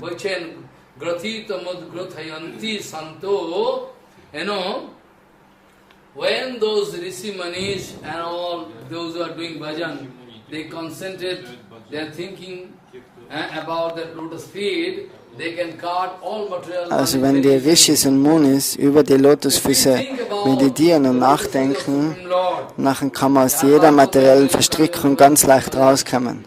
They cannot, they cannot stay in this material world. They are like to cut the material bondage there. Also die trennen sich von der materiellen Welt, wenn sie über die Lotusfüße nachdenken. Yatpada Pankraja. Aus ihrer starken Hingabe, die denken an die Lotusfüße, an die ist so. Das ist natürlich, dass sie all ihre Knoten im Herzen trennen von der materiellen Welt.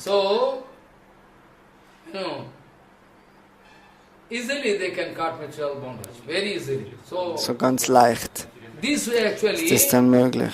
Speaking all nicely. After that you see,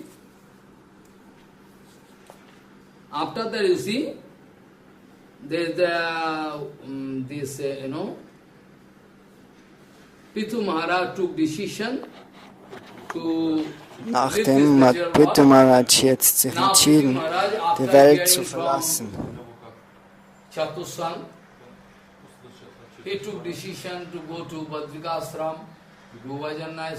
Und ist zum Padrik Ashram gegangen, Bhajan auszuführen. Archie Devi genauso.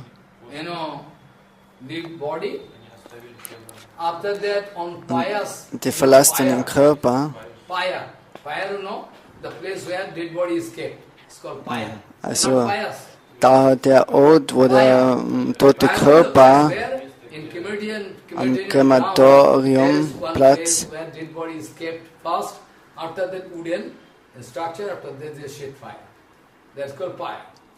The Orchi Devi somehow put the body of husband on fire. Also die Archie, die hat jetzt ihren Mann auf den Stapel Holz gelegt und hat den Körper am Krematorium verbrannt und ist selber in die Flammen eingegangen und dann sind sie am selben Ort gegangen, beide zusammen. Sind sie am selben Ort gekommen. So, sie hat da gleichzeitig ihren Körper verlassen mit ihm. Prithu Maharaj, you see, after that, Prithu Maharaj, I already told, Prithu Maharaj's son who, I told you, so Prithu Maharaj's son ist der Utkal. That I am crazy, so second son, Vatso was, Der wollte ihn prüfen, so spielen, dass er verrückt ist, aber der zweite Sohn, his name is Vijitaso. I already told. Vijitaso. Vijitaso already told the meaning. When Indra Maharaj is disturbing Yajna, he is flying with the horse of Yajna, then the son of Visuputra, Vijitaso means he is chasing Indra. Also Vijitaso, das ist der Name, was ihm dem Pferd nachrennt von Indra. Von daher hat er den Namen Vijitaso.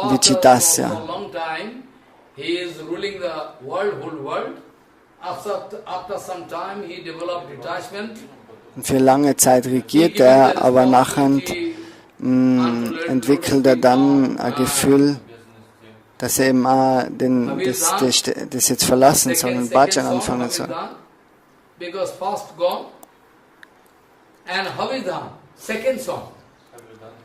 So der zweite.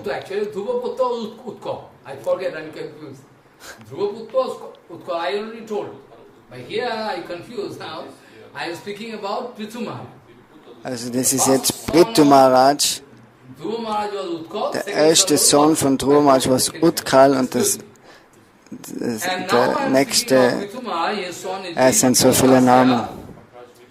So the song, Vijitasa, after so long time he is ruling. After that he is developing, strong detachment, so living and going to forest to do Hari Bhajan. Previously, on those ancient days, you can find all big kings. Also in die Tage, in der vedischen Kultur sind die Könige für gewisse Zeit in ihrem Reich gewesen, aber nachher sind sie alle mit einem gewissen Alter, haben sie sich alle trennt von dem Ganzen und sind in die Wälder gegangen und haben sich dann nur mehr auf die höchste Person konzentriert. So der erste Sohn von Prithu ist Vijitasa und der zweite Sohn von Prithu, Havedan, der wird dann zum König. Und sein Sohn ist Pracin Vahi, seine große Persönlichkeit, der hat auch so viele Yagyas gemacht. Pracin Vahi. Pracin Vahi, the king, now at present. Havirdhan, after Vijitasya, Havirdhan was made king. After Havirdhan, his son, Pracin Vahi, he was interested to do Yagya, countless Yagya. Not only fire sacrifice, he used to, Slaughter. Slaughter, yes. Countless Pashu, beasts. Also er hat da viele Tiere geschlachtet, halt mit Mantras.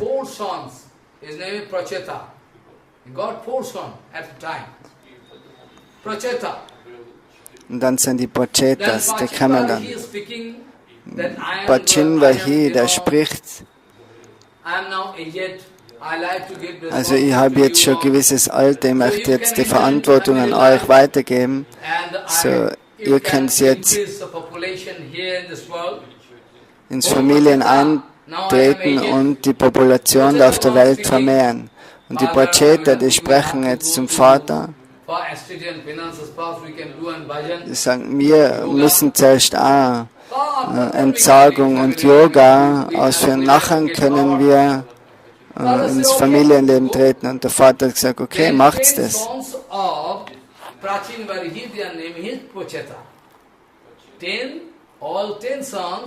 So, alle 10 Söhne vom Chin Vahin, von den 4 Söhnen,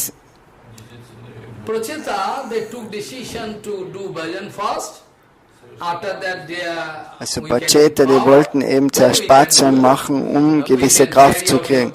Und nachher gehen sie ins Familienleben und vermehren so die Population der Welt. Und sie gehen ins arabische Reich, aufs arabische Meer, Richtung Arabien. So, an dem Ufer vom Meer machen sie Bhajan und nachher finden sie, dass Shiva Maharaj, also aus einem Dümpel, aus einem Teich rauskommt. Und all seine Geweihten, mit seinen Geistern, manche spielen mit der Trommel, und Shiva, der kommt jetzt aus dem Gewässer raus, vor die Pracetas. Und er fragt jetzt, was machst du hier?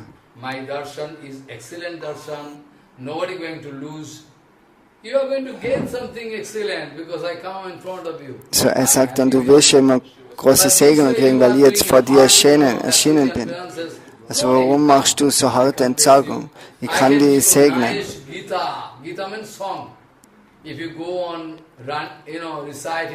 Also ich gebe da einen Song, wenn du den singst, dann kann die höchste Persönlichkeit vor dir erscheinen. So, das ist die Rudra Gita.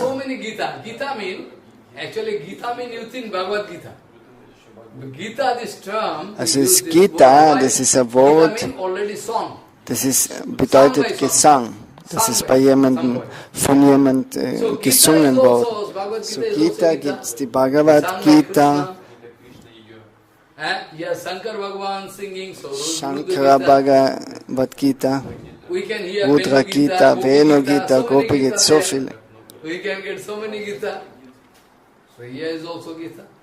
Rudra Gita. So now, in front of Pracin, the son of Pracin Barhi, Praceta, 10 Praceta, they are sitting in front of Sri Maharaj. Also die sitzen jetzt vor Shiva und Shiva spricht jetzt die Rudra Gita. Now, actually,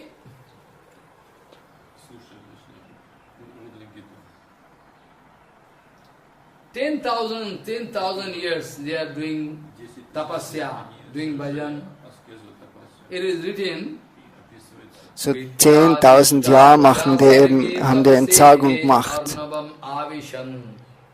Daso varsha sahasrani tapasarcham tapaspatim.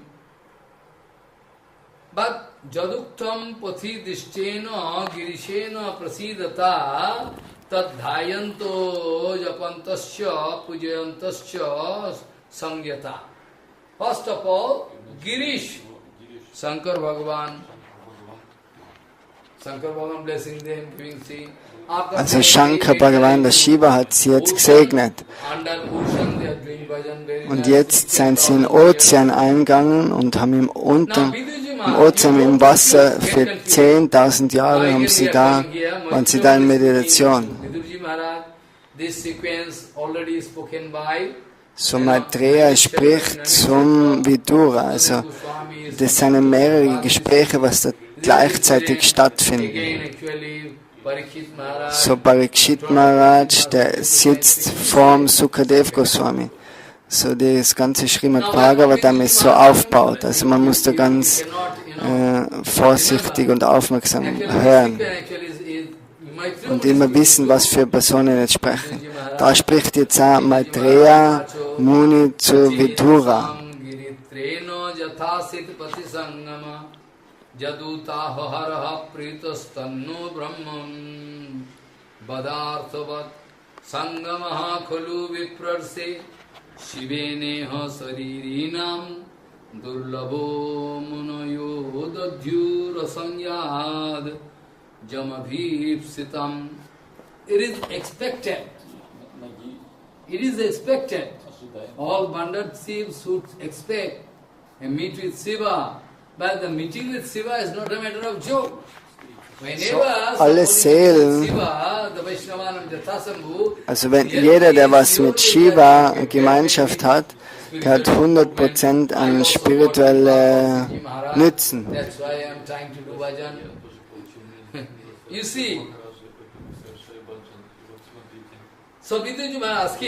Also er selber, Shyamdas Prabhu Maharaj, hat Abhajan über Shiva gemacht.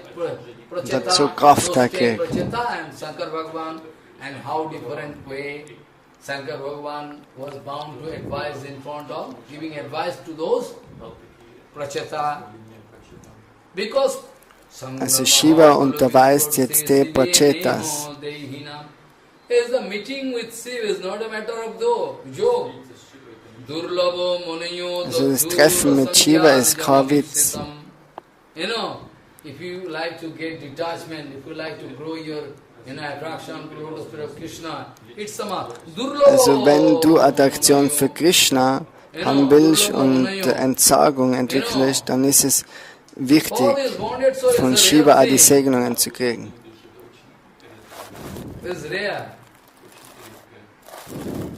Atma Rama Opi Yastu Asyo Loko Kalpasya Radhasi Satya Yukto Vichoroti Ghoraya Bhagavan Bhavo. Shankar Bhagavan is Atmaram. Yes, Shankar Bhagavan is Atmaram, you see, he is always Atmaram, Shankarpan ist immer Atmaram, selbstzufrieden. Das ist But Paramahamsa. still, by the order of Supreme Lord, he is bound to take the charge of Tamagun. Aber What to do is the order of Supreme Lord. So he is bound to take charge of the Tamagun. Also hat die Aufgabe, über das Dhammaguna zu regieren, über die Destruktion, über die Zerstörung. Aber er ist Vaishnava Yada Shambhu, also er ist der größte Vaishnava, Shiva. Sakta yukto charati ghora ghoraya Bhagavan Bhava. So Bhagavan Bhava taking control over this, in charge of this Tamaguna, so what? No problem. Maitru Vacho, so now they gone, Maitru Vacho, Pracet saha pitur vakyam sirasa adayo sadavaha disyam pratichyam prajajus tapashyadrita chetasaha. Tapashyadrita chetasaha. From heart they wanted to do tapasya. That's why by the order of Father they took decision. Okay, vom Herz wollten sie Bhajan machen.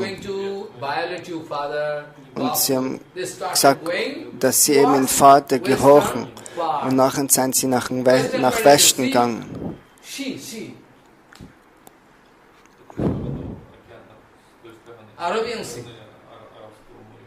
So, Pracetasaha Pitur Vakyam Sirasadayo. They give honor to the father's order. Father, we can Also die folgen den Ratschlag vom Vater, dass sie eben die Welt vermehren, aber zuerst machen sie im arabischen See des Bhajan, weil sie eben das zuerst machen wollten, um zuerst die Kraft zu kriegen. After that, going at the bank of sea, Samudram. After that, where is Samudram? Upo vistirnam apashyan sumahatsaraha. Near that, sea, ocean. Also in der Nähe von dem Ozean, da haben sie einen schönen Teich gefunden. Nice Sarava. Very nice, clean. Also ganz einen reinen, klaren See. After that, they are waiting there for some time. Da haben sie gewartet. After that, Shankar Bhagavan coming out of that lake. Da ist eben jetzt dann Shankar Bhagavan, der erscheint dann aus dem See mit all seinem Begleiter.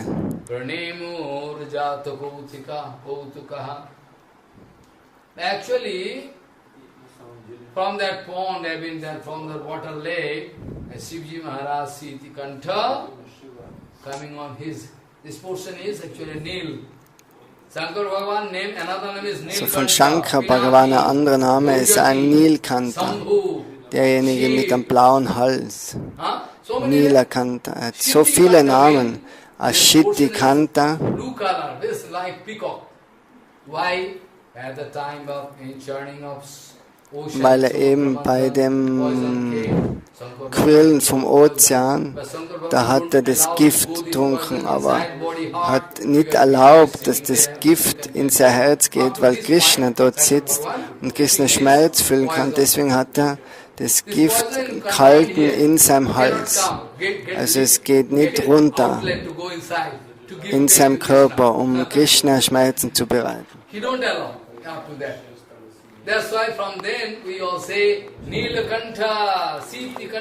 Und das ist, warum wir Nilakanta, Sitakanta sagen. Also das kann man dann später sprechen, in einem Kanta, der aus dem Kim.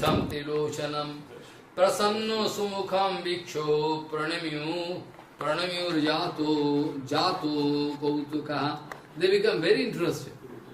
They become very eagerful to see what? Oh, so nice! Shankar Bhagavan coming. Die freuen sich jetzt, oh wunderbar, Shankar Bhagavan, der ist jetzt erschienen. Und Shankar, der sagt jetzt, ihr werdet erfolgreich sein, weil ich zu euch eine gewisse Gita spricht, die Rudra Gita. So ihr könnt die rezitieren und so Bhajan befolgen, nachher in Kürze. Wir jetzt zur Zeit leben wir 100 Jahre, aber zu der Zeit haben sie Tausende von Jahren gelebt.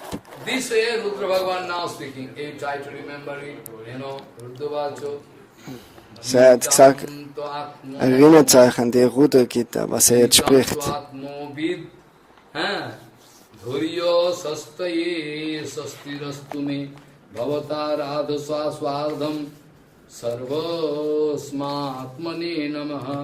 Namo Pankajanavayo Bhuta Sukshmendriyatmani Vasudevayo Santayo Kutasthayo Sarochise Sankarsanayo Sukshmayo Durantayantukaya cha Sankarsanayo Sukshmayo Durantayantukaya cha Namo Vishwa Prabodhayo Pradyumnamnayantoratmani Namo Namo Anuruddhayo Rishikeshendriyatmani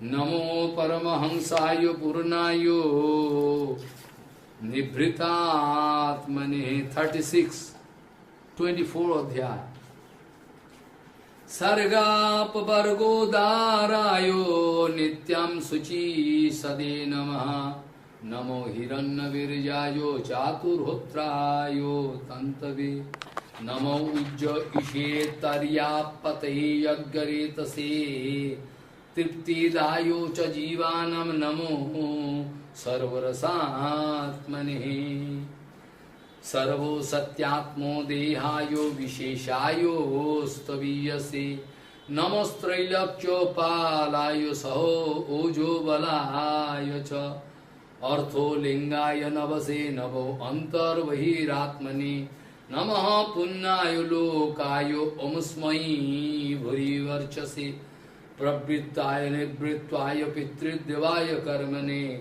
Namo dharma vipakayo mrittave dukshadaya cha Namaste ashishamisho manave karunatmane Namo dharmaya brihate krishnayo kuntavedase Purushayo puranayo Shankho yogesvarayate. This way, going on glorifying Supreme Lord in different ways is called Rudra Gita for a long time. After that you see Shankar Bhagavan speaking nice way. After that giving so many advice, so many nice. And here you can get this also nice what we are speaking very often. Sadhu Sanga, Sarva Sastre Koi, Labhamattu Sadhu Sanga, Sarva Sastre. This Sadhu. You can glorify Khanardhe napi tulayena sargam na punarbhavam Bhagavat sangi sangya samarthanam kimuta sisaha.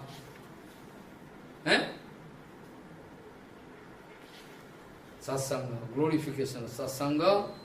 Satsanga is so rare. 57 sloka of 24 adhyaya chapter. It's very nice. Satsango labhati pumbhir bahuvir sukruti purva sanchitaye. It is not a matter of joke that you are getting satsanga. You search your past life. You search your past life, you can find that for thousands of lives you are searching satsanga. Not a matter, it's in Shastra Bhagavad. Satsango prapate pumbhir bahuvir sukriti purva sanchitaye. All sukriti accumulated life after life after life. Now this life you are getting satsanga. And Tulsidas ji what speaking? Tulsidas ji, you know Tulsidas ji? No? Writing Ramayana. Oh, so nice. Very tasty Ramayana. Valmiki Ramayana is not so taste. Though he is Valmiki. He is Valmiki himself. But this line, Tulsidas ji is Valmiki, previously. Valmiki. He wrote Ramayana. Tulsidas is singing this way. Very nicely. You cannot understand, it is Hindi. You cannot understand what to speak usually. It's Hindi actually. So if I speak, no use. Very nice.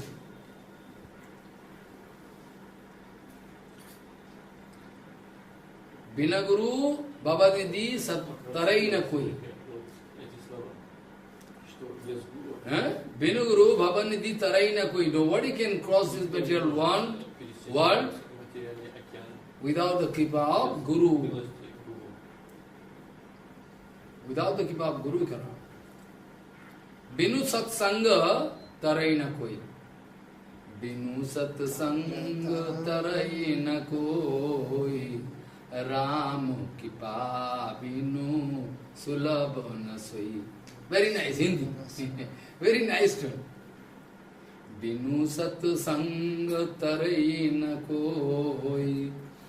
Ram Kipa Vinu Sulabh na soi. Ram Kipa Vinu Sulabh na soi. You cannot get without the Kipa of Ram. Ram means Supreme. Vinu Satsanga Taraina Koi Ram Kipa Vinu Sulabana Soi. It is also granted by Krishna. That's why you are getting Satsanga. It is when Krishna approves, then you can. I have money power, I can get Sadhu Sanga. Oh, call all Sadhu. Wenn Krishna das erlaubt, nachher kann man die Gemeinschaft von Sadhus kommen. Sehen wir, weil es jetzt in Hindi, was da gesprochen hat, von Tulsidas in Ramcharitmanas. Man kann nicht durch Geld, dass man durch Geld dorthin fährt nach Indien und dann Sadhus trifft, sondern das geht nur, wenn man viel Sukriti angesammelt hat, spirituelles Guthaben. Nachher kommt man in die Gemeinschaft von Geweihten und kann da hören. Es ist nicht ein Spiel, das ist nicht so einfach, das zu erreichen. Also da braucht man ein hohes spirituelles Guthaben. Und das passiert alles durch die Barmherzigkeit von Ram, von Krishna. So Sadhu Sanga ist topmost, das ist das Höchste. Also eine Sekunde von Sadhu Sanga,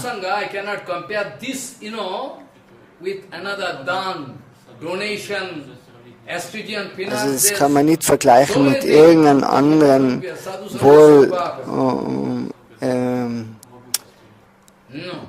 mit irgendeinem anderen Reichtum. Also Sadhu Sanga ist der Reichtum. Warum ist Sadhu Sanga so machtvoll? Warum? Warum?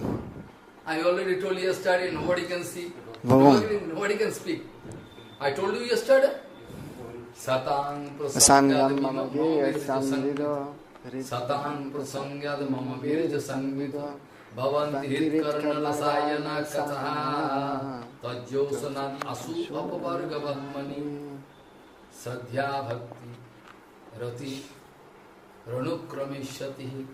So this way you are going to get maximum, most benefit, not maximum. Also da kriegst du einen größten Nutzen für das Sadhu Sanga. Das ist nicht nur Maximum, sondern Maximum. So da kannst aber wenn Krishna jetzt vor dir kommt, dann nimmt der Sadhu wirklich, der geht zum Vaishnava, weil Krishna spricht nicht selber über sich, aber der Vaishnava spricht über Krishna. So das wollen wir hören. Und deswegen geben wir mehr Ehre in die Vaishnavas. Und an die Orte, wo man die reine Harikatha hören kann. Und Harikatha ist gleichzusetzen mit Krishna selber. Es ist nicht verschieden. Die Gopis sprechen genau das Gleiche in der Brahma Gita.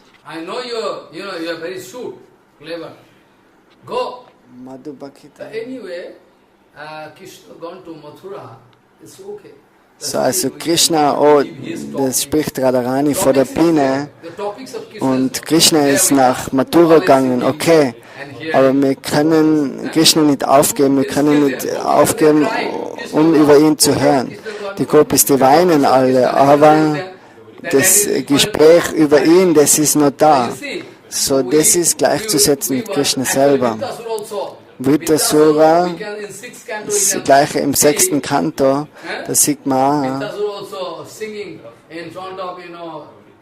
wie er singt vom Anantadev, vom Sankarshan, Mama Uttama Shloka.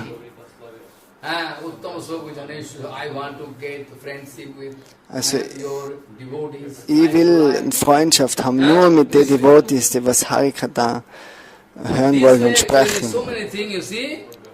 Shankar Bhagavan speaking. Now after that you see, so unterweist jetzt im Shiva Sankarshan die Pracetas. because those songs, Pachinbarhi, his 10 son Pracheta, they are gone to do SBde and Puranjan. 10,000 years not a matter of joke for you and Also 10.000 Jahre sind für die nicht viele Jahre. Für uns ist es eine lange Zeit. So they are for 10,000 years doing bhajan inside sea. So die sind für 10.000 Jahre unter Wasser im Meer. Für 10.000 Jahre. Ist aber für sie eine kurze Zeit. Und Prachin war hier derjenige, der ist jetzt eben ein bisschen aufgeregt und gestört, weil seine 10 Söhne gegangen sind, eben jetzt um die Entsagung im Meer zu machen. It is his usual habit to do sacrifice, Pashu, beast, in each and every jagya. Aber er hat eben die Angewohnheit, oder er hat eben so viele Yagyas gemacht, dass er eben immer die Tiere geopfert hat im Yagya. Und eines Tages ist der Narada Muni erschienen und er hat eine Frage gestellt, oh, du hast so viele Yagyas schon gemacht, unzählige. Aber was ist das ultimative Resultat, was du aus dem ziehst? Hast du da schon mal drüber nachgedacht? Und er sagt einfach, ich mag gern Yagyas machen. Und er sagt, und der Narada sagt, du hast schon unzählige von Tieren umgebracht durch die Yagyas. Und die alle, die warten jetzt auf die, um dir den Kopf abzuschlagen, immer und immer wieder. Mit einem scharfen Messer warten die, um dir deinen Kopf abzuschlagen. Und du musst Tausende von Geburten nehmen und ihm wird immer und immer wieder der Kopf abgeschlagen werden. Das ist dein Resultat, was du ziehst aus dem, was du, weil du die so viele Tiere getötet hast. Und jetzt denkt er sich, oh, in solche Schwierigkeiten bin ich geraten.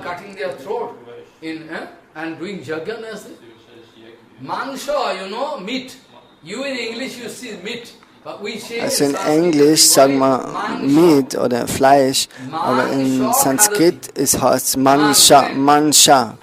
Mansha.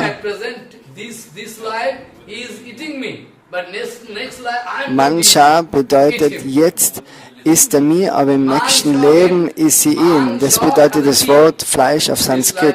Mansa. In dem Leben isst er mir, kocht er mir und isst mir, aber im nächsten Leben koche ich ihn und isst ihn. So Mansa, das ist Fleisch. Naroji Maharaj coming, oh Rajan, you should think over and again what you are doing, rubbish. Oh really? So what is the solution? First of all, I like to speak one nice history. So jetzt gibt's noch, Narad spricht jetzt. Next story I like to speak you. What story? Story. Puranjan Upakhyan. Puranjan Upakhyan. Is Puranjan Upakhyan very nice Upakhyan, but through this story, it is not actually a Piktita story. It seems that it is Piktita story. Also das ist nicht nur eine Geschichte. In Arabian country, in different Im arabischen Raum oder in anderen Orten, in Greece, in Griechenland, Piktita stories. dort kriegst du so fiktive Geschichten. Aber durch die Geschichte, ja, also du kannst was verstehen aus den Geschichten, die was eben durch die Griechen oder im arabischen Raum gegeben wurden. Du kannst da was lernen. Und Narada, der spricht jetzt, oder der gibt also Geschichte jetzt.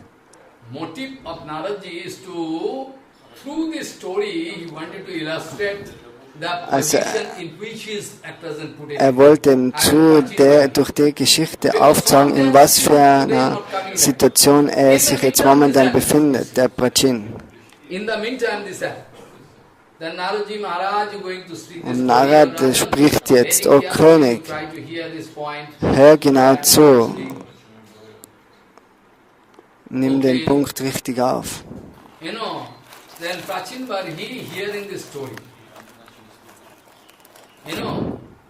Und Pracin war hier, hört jetzt zu.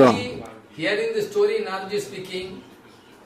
Narada nicely speaking. You see, Puranjan, one personality, he is searching his, also Puranjan, eine Person, die befindet sich in Punjab.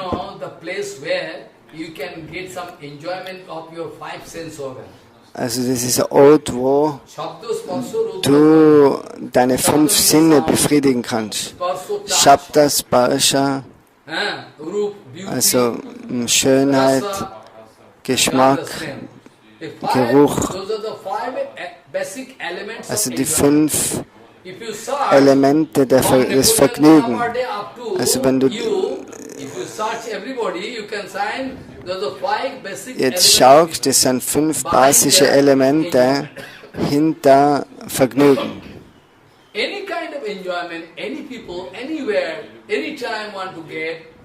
So jedes Vergnügen, was jeder an der Welt kriegen will, das sind die 5 basische Elemente. Sabda, Sparsha, Rupa, Gandha. This is actually fictitious, not actually a fictitious story. There's not allegory. Very nice. It looks like allegory. Also die Geschichte ist nicht als Allegorie. Puranjan, one very, greedy personality, he is having so much of desire, So Puranjan, der reist jetzt überall, um eben seine 5 Sinne zu befriedigen. Und in Punjab, das ist immer ein Ort, wo er das am besten findet. Das Sabda, Sparsha, Rupa und Gandha. Und unter dem Reisen findet er jetzt, also Narada spricht jetzt zu dem Pracet, der spricht jetzt die Geschichte zu ihm. So der Puranjan ist im Geist und hat dann so eine Art von Gästehaus gesehen wie ein Palast, einen schönen Ort. Also hat sich gedacht, oh, ich werde jetzt da reingehen, werde es sauber machen und ich richte mir es da ein und wohne da. Aber in dem Raum, in dem Palast, findet eine schöne Frau, macht Freundschaft, freundet sich an mit der und sagt, oh, wir können uns zusammentun, wir können uns zusammen vergnügen.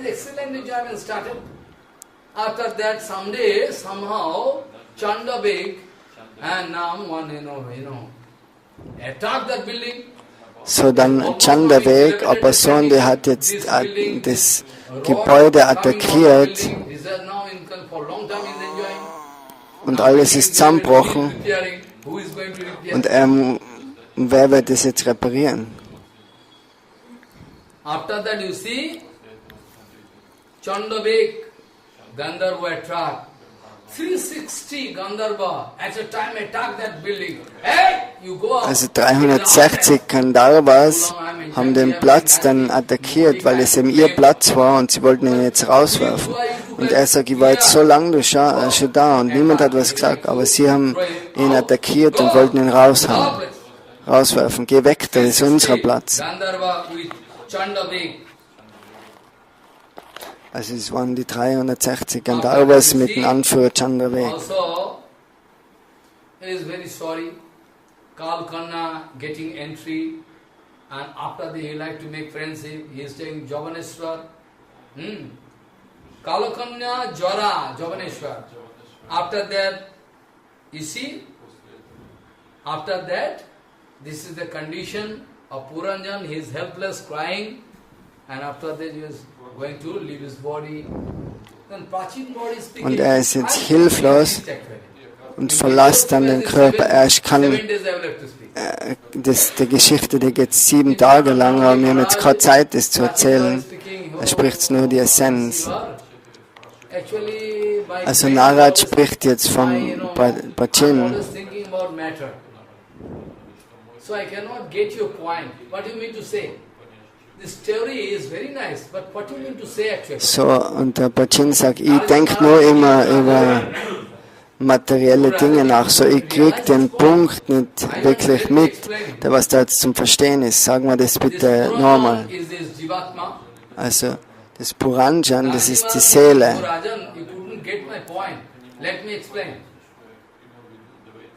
Also der Puranjan, full of desire inside heart, because subtle body is there. It's called Karan Sarir. If you are not going to live desire, be sure next life again the subtle body can follow you, put you in different life. Also in dem Leben, das subtile Körper, der tragt uns immer weiter zum nächsten Körper. Und es hat kein Ende und du wirst nie wirklich zufrieden sein. So Narada spricht jetzt zu ihm, der Puranjan, derjenige, der was da vergnügen will mit seinen 5 Sinne, das ist eigentlich die Seele.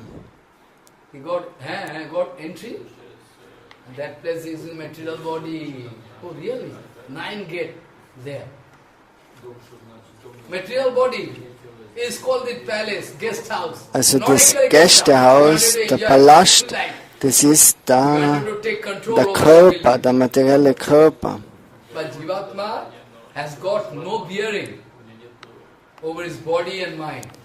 Also aber die Seele, die hat keine Kontrolle über den Körper. Also am Morgen bist du vielleicht sehr glücklich, aber am Abend hast du Fieber und bist wieder am nächsten Morgen oder kriegst Malaria, Typhoid, Cholera. Also du hast keine Kontrolle über den Körper.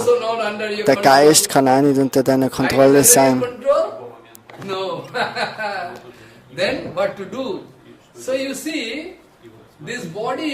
So der Körper, das ist das Gästehaus oder der Palast, wo eben die Seele jetzt hingehen will und sie will sich mit dem Körper vergnügen, aber sie hat dann es draufgekommen, dass nichts permanent ist in dem Palast. Ich muss den verlassen, so wie die Gandharvas gekommen sind und die haben ihn rausgeworfen. Also er trifft dann die Frau und die Frau in dem Palast, die wunderschöne Frau, das ist Buddhi, Intelligenz.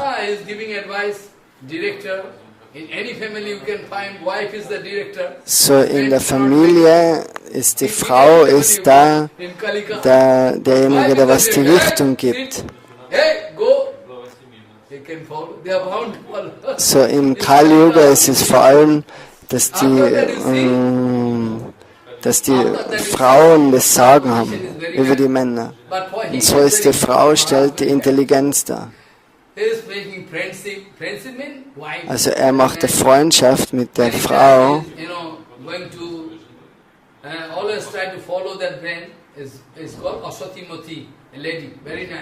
Sometimes she becomes very unhappy, lying on dust. Then Puranjan asking, why you are so unhappy? You want to get some enjoyment, so that's why I'm unhappy. Your brain is also Asati-mati. Asati-mati, pros. Asati-mati. Mati actually in Sanskrit also is Strilingo. In Strilingo, Mati Shabda Ru is also Strilingo. So Mati is actually Strilingo, feminine gender. This way, now he is feeling relaxed, like to stay there in a very relaxed way. But someday this Gandharva, to different kind of disease coming. Also es war für lange Zeit, hat er sich jetzt vergnügt mit der Frau, aber dann seien die 360 Gandharvas haben ihn attackiert. So manchmal kannst du nicht hören richtig, so das verschwindet, dein Augenlicht verliert. So das ist so eine Art Glocke, die was eben ein Anzeichen gibt, oh jetzt kommt langsam so der Tod. Ding, ding, ding. So du musst, es ist das jetzt der Tod kurz bevor dir steht. So deine Augen funktionieren nicht mehr, das ist Ohrglocken, du wirst blind, deine Ohren funktionieren nicht mehr, die nächste Glocke. So auf die kriegst du eben immer jetzt angesagt, dass du die Welt jetzt in Kürze verlassen musst, du wirst in Kürze sterben.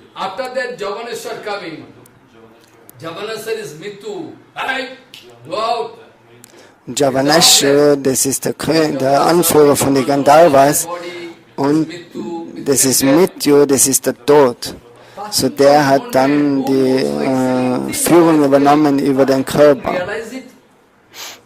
Und er hat jetzt gesagt, oh, du hast so eine exzellente Geschichte mir erzählt und jetzt realisiere ich die. Also ich war in so einer schlechten, ignoranten Situation, aber jetzt wache ich wirklich auf durch die Geschichte.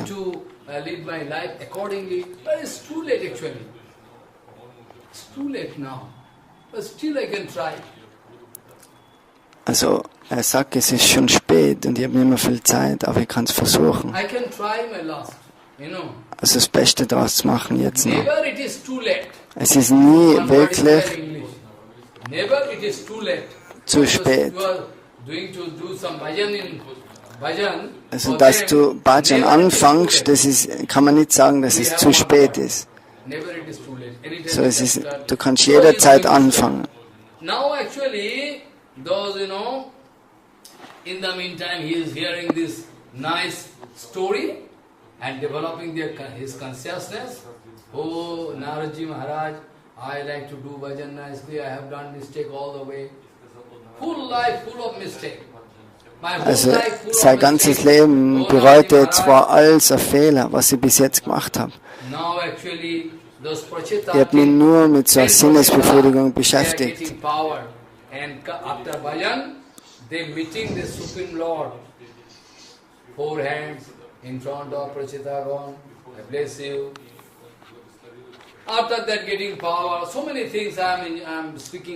Also so viele Sachen gibt es zum Sagen, aber er spricht jetzt immer kurze Teile.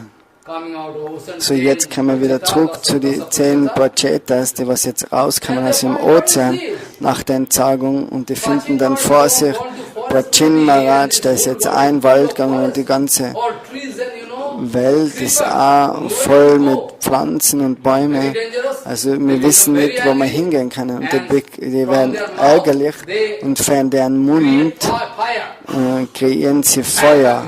Und Feuer kommt raus und brennt alles ab.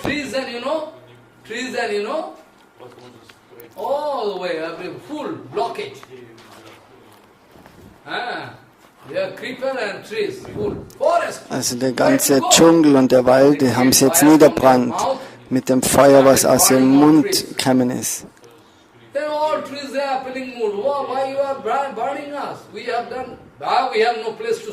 Und all die Bäume, die sagen jetzt, oh, warum verbrennst du uns? Und sie sagen, wir haben keinen Platz, wo wir hingehen sollen. Ich sage, sei nicht ärgerlich. Also die höchste Persönlichkeit, also die haben ja 10.000 Jahre Bhajan gemacht unter dem Wasser.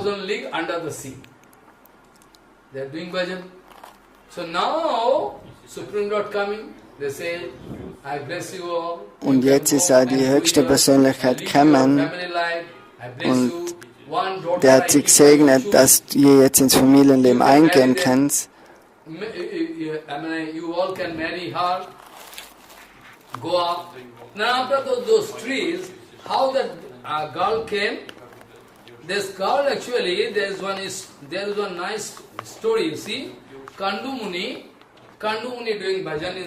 So Kanda Muni, der hat auch im Wald Bhajan gemacht und der hat sich getroffen mit Brahmalocha, also das ist eine himmlische Dame. Und er war angezogen von ihr und die haben sich miteinander vergnügt. Und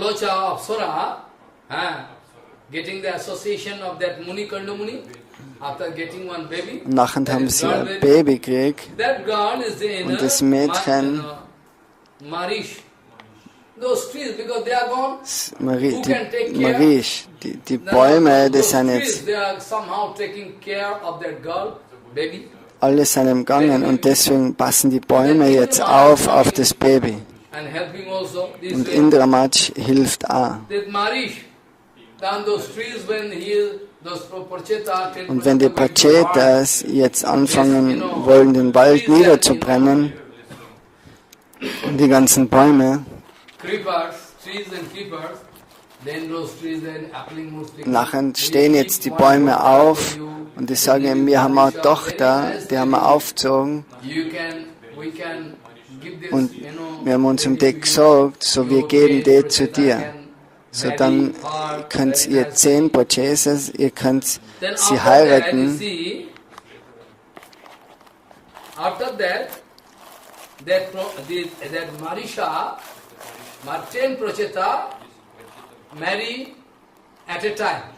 Also 10 Pracetas, die haben gleichzeitig sie jetzt geheiratet.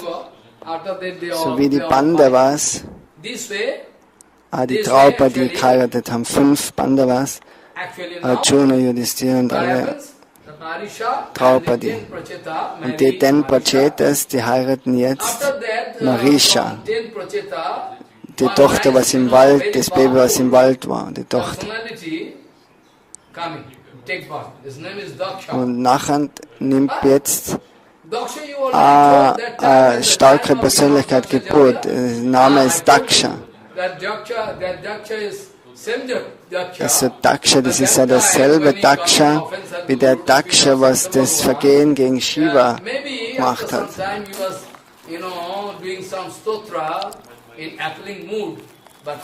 So vielleicht für gewisse Zeit hat er gebetet zu Shiva, aber nicht wirklich vom Herzen, nicht 100% war das Vergehen ausgelöscht. Das ist, warum man jetzt wieder Geburt nehmen muss aus Praceta Padaksha. So der Daksha Prajapati, das Daksha bedeutet der Name Efficiency. Why is giving this name Daksha? Daksha is giving this name because he is efficient he is efficient. He is very interested to, about the self-interest, about this material world. Also er hat den Namen, weil er eben Daksha, weil er eben interessiert ist, die materielle Welt zu vermehren. Also der denkt nur an das Sinnesvergnügen. Jeder macht es in der Welt auch. Die kann man eigentlich auch Daksha nennen dann. Also alle Leute, die was du findest in der Welt, die was eben nur materielle Erfolg oder Fortschritt haben wollen, die kann man eigentlich auch Daksha nennen. Das sind Daksha, die Leute. Now Daksha, that same Daksha, now taking birth as a son of Praceta, 10 Praceta, in Chakshush Manvanta. So der hat Geburt genommen im Chakshush Manvanta. So now this Daksha, in this Chakshush Manvanta, also he is making mistake again. Und da hat er wieder einen Fehler gemacht. But the previous aparad is not clear. Previous aparad is not clear 100%. His smell is there.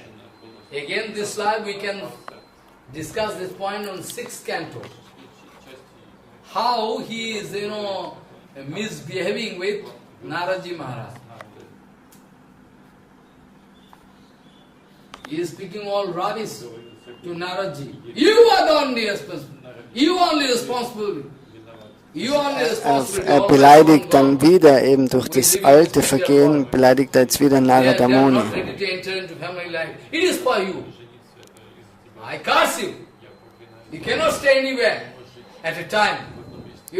Und dann hat der Narada verflucht, dass du jetzt nicht an einem Platz sein kannst, sondern du musst immer reisen, du kannst nicht länger bleiben als wir ein paar Tage an einem Ort.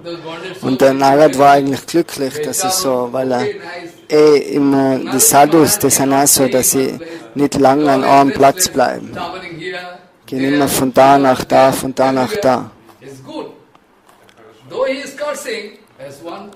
Also obwohl es ein Fluch ist, aber er nimmt es positiv auf, der Narada.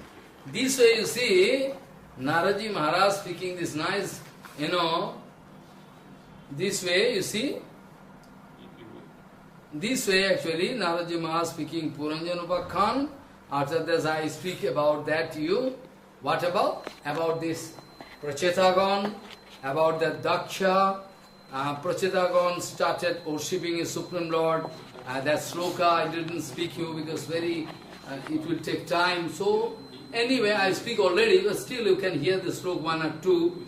Pracetagon Uchu Namo Namaha Klesha Vinasayo Nirupito Darugunaha Vayo Mano Vacho Vego Puro Jovayo Sarvakshamargoi Ragatadhani Namaha Suddhaya Santayo Namaha Sanisthaya Manasi Apartham Virasad Vayayo Namo Jagastano Layo Dayeshu Grihito Maya Guno Vighayayo Vigrahayo Namo Vishuddha Sattayo Hare Harimedase Vasudevaya Krishnayo Prabhave Sarvo Shattata 24 30 Namo Kamala Navayo Namo Kamala Malini Namo Kamala Padayo Namaste Kamale Kshana Namo Kamala Kinjalko Pishamyamala Vasase Sarva Bhuta Vina Nivasayo Namo Ajokshmahi Shakshini Namo Ajokshmahi Shakshini Rupam Bhagavata Tu etad asesha klesha sanshayam Aviskritam no klishtanam Kimanyadanukampitam. This way you see, nice. That after that actually, Naraji Maharaj first of all meet that Prachin Barhi, the father of all 10 Pracheta, set me free out of problem, bondage. Now again, you see, again Naraji Maharaj meeting Pracheta, 10 Pracheta. Also Narada, der trifft jetzt wieder die 10 Pracheta später und sagt, oh, durch den Anweisung von dem Vater macht sie das. Also durch die Anweisung vom Vater leben wir so im Familienleben. Aber Narada fragt sie, wisst ihr wirklich den Grund, was Familienleben bedeutet? Und Narada spricht jetzt Schlussfolgerung über das Haushälterleben. Out of this tapasya, you have been leading family life, na? Family life is also full of tapasya. Also Familienleben soll auch voll mit Tapasya sein. Familienleben bedeutet nicht, dass das ein Tor zum Vergnügen ist. Wenn du so denkst, das ist idiotisch. Also die ganze Zeit musst du die Sachen tolerieren. Also du musst die Technik wissen. After that, Naraji Maharaj speaking very nicely. You have put it into river, you have put it into such a river. That river is very excellent. There are two kinds of flow there. Two kinds of flow. Also da gibt es zwei Flüsse. Ein Fluss, also du bist jetzt in einem Fluss, wo ein Fluss nach rechts geht und nach links. Wir haben das nie gehört über so einen Fluss, aber das ist der Fluss des Samsara. Also der eine Fluss, der bringt dich zu der Hölle, und der andere, die Shiva, die Seele, ist immer Tatastha Shakti, marginal. Und der andere Fluss, der bringt dich in ein höheres Bewusstsein. Aber nur auch, wenn du eine spirituelle große Persönlichkeit triffst.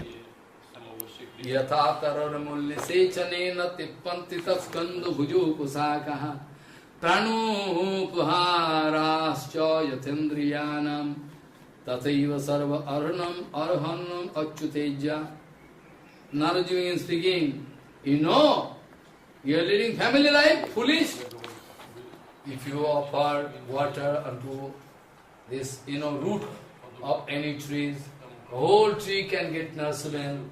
This is the Bhavana Dhrum, the root cause of this, tree. Also du musst Wasser geben an die Wurzeln.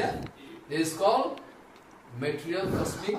Also die Verzweigung, das ist die materielle kosmische Manifestation.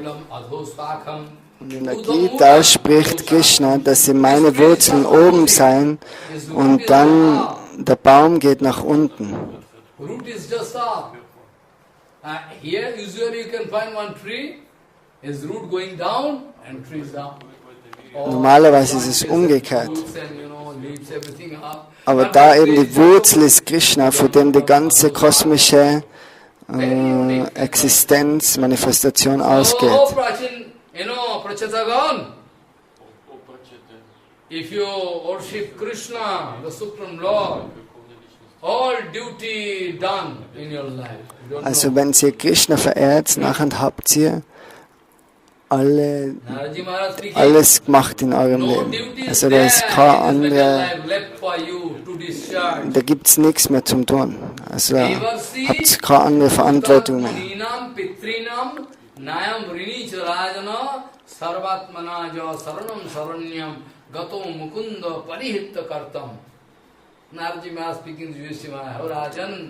Also Narada, der spricht zum Yudhishthira Maharaj auch den Vers, also du hast keine Verantwortung mehr. Und keine Schuld. Also du bist schon geboren mit Schuld in der Welt. So eine Schuld zu den Rishis.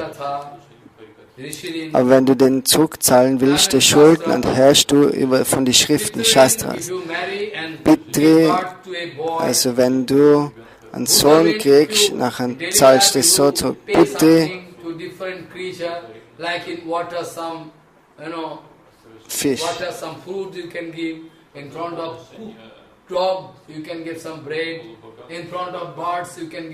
Also du musst was zum Beispiel in die Vögel geben oder in die Fische. Muri. Also du gibst ein bisschen Zucker für die Ameisen. So, dann ist die Schuld bezahlt. Aber wenn du, normalerweise musst du das machen, alles einzeln, aber wenn du Krishna verehrst, dann hast du all das unter einem beglichen. Also du hast keine Schuld mehr von all den Dingen. Ansonsten ist jeder verschuldet. Also du kannst das einzeln zurückzahlen oder gleich zu Krishna gehen. Aber du hast die Schuld auf dir liegen. Also wenn du eine Seele, einen Körper siehst in der Welt, musst du genau wissen, dass in dem Körper Atma, Seele ist. Sai Gurudev ist einmal gegangen, der hat einen Moskito gesehen, der was ihn gebissen hat ständig.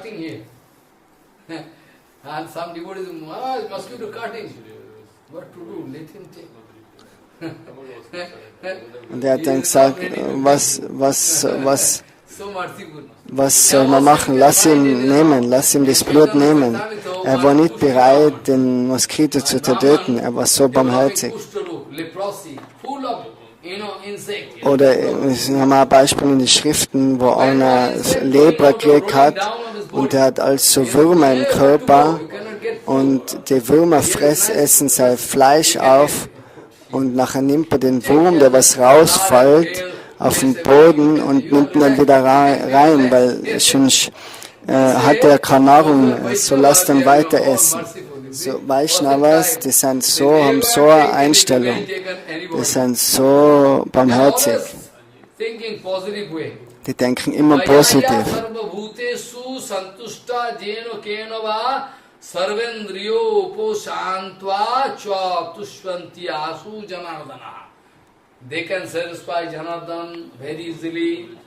Also die, was überall die Seele sehen, in Beziehung zu Krishna,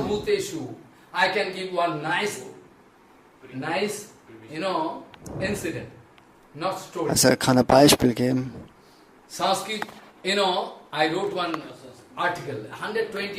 Er hat einen Artikel geschrieben, den was er gehört hat, und dann hat er niedergeschrieben. Sanatkumar Goswami eines Tages, der ist auch mal zu Yamuna gegangen, und wo er am Fluss der Yamuna war, hat der Gayatri Mantra chanted und der andere Devotee in ihm Bad.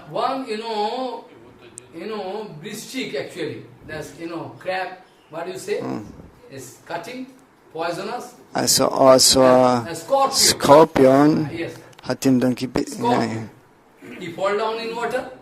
So ein Skorpion hat ihn bissen und der Skorpion, der ist ins Wasser geflogen, wo er bissen hat, und hat dann wieder rausgenommen und wollte ihn auf den Baum legen, aber nachher hat er wieder bissen. Nachher ist er wieder runtergefallen und wieder hat er ihn rausgenommen und wieder raufgehoben. Und der andere denkt sich, oh, was machst du, wo er das gesehen hat? Das ist ein giftiger Skorpion. Wieder und wieder nimmt er den Skorpion raus. Und der andere sagt, der Sadhu sagt, warum machst du das? So, und Sanatkumar Goswami antwortet dann, dass eben, ich will meine Eigenschaften nicht aufgeben, und der Skorpion gibt auch seine Eigenschaften nicht auf. Er beißt ist seine Natürlichkeit, und meine Natürlichkeit ist Barmherzigkeit. Oder da kommt ein reicher Mann jetzt von Delhi und er wollte gewisse Decken verteilen am Keshigat. Und die verteilen die Decken. Und die Sadhus, die sind schon in der Reihe und stellen sich an. Ein Sadhu, der was nicht wirklich Sadhu ist, der hat sich jetzt der ist hingegangen, hat Decken genommen, hat sich dann wieder andere Kleidung angezogen und ist dann wieder gekommen und hat wieder Kleidung genommen, Decke genommen. Aber derjenige, was sie verteilt, ist clever. Der sagt, du hast jetzt schon wieder was genommen. Und dann hat er gesagt, nein, es muss für andere gewesen sein. Ich kann das nicht mehr zu dir geben. Du hast schon genommen. Ich kann mich an das erinnern. Und derjenige, der was für Dele gekommen ist, der wollte ihm dann das nicht geben. Nachher ist er hingegangen in einer Höhle und hat gesagt, oh, du bist ein Idiot, ein Rascal. Und manche Devotees, die sprechen, dass er ihm, die sagen ihm jetzt, oh, die sprechen alle schlecht über die. Und derjenige, der ist dann glücklich geworden. Und okay, der hat gesagt, ich habe Decken und ich gebe Decken. So, er hat ein Herz voller Ärger, so er gibt Ärger. So ist kein Problem. Also was du hast, das gibst du. So I have blanket, I give him blanket. So ich habe Decken und ich gebe Decken. Er hat Ärger im Herzen und er gibt Ärger. Sanatkumar is speaking what to do. So I want to save this in Scorpio. It like to beat me repeatedly. What to do? He is doing his own duty. I am doing his own duty.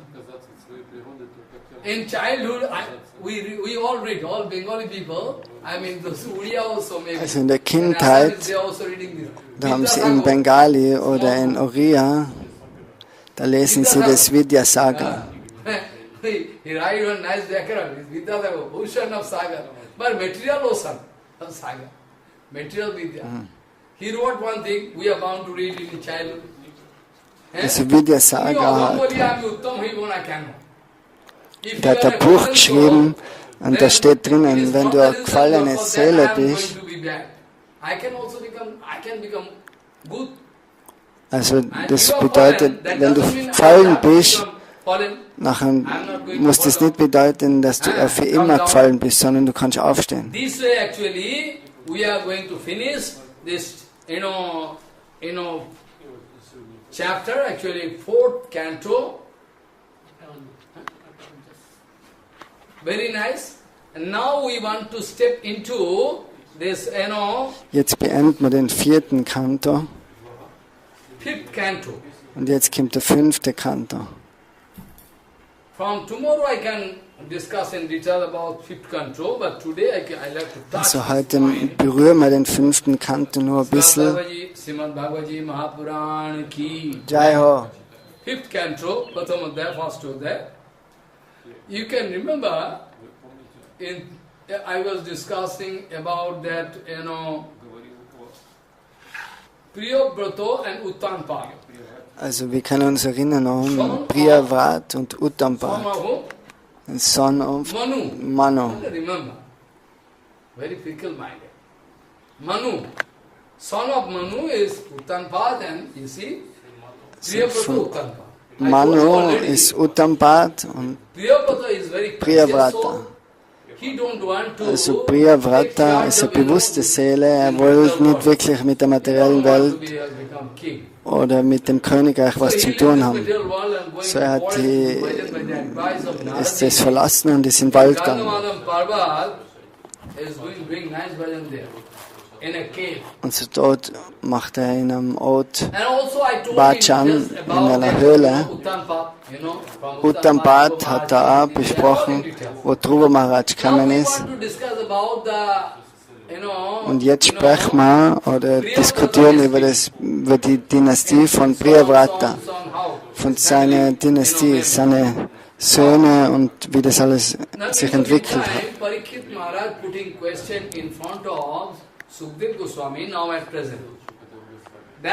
Also Parikshit Maharaj, der gibt jetzt eine Frage zu Sukadev Goswami. Also das ist immer das Wechselspiel zwischen den Charakteren. So jetzt spricht Parikshit Maharaj vor seinem Gurudev Sukadev Goswami. Grihe aramataha janmulo karma bandhaha parabhavaha. You should read very nicely. Serajuvajo priyabrato bhagavatu atma ramaha katham mune. Grihe aramato janmulaho karma bandho parabhavaha. Priyabrato, we heard, Priyabrato Mahabhagavata. Also Priyavrata ist ein exzellenter Mahabharata.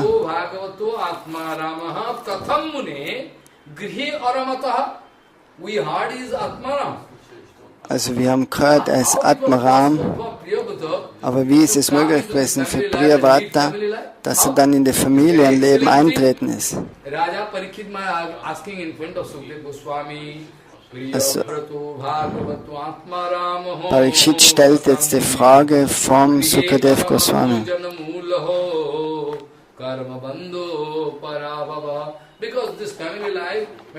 Weil Familienleben ist sehr gefährlich.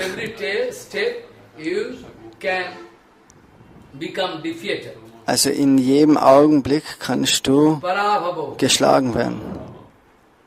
Tavad bhayam davena deho suhit nimityam tavas priha parabhavo vipulascha lovaha javan neta angri javan nate angrima bhayam prabhinite lokaha.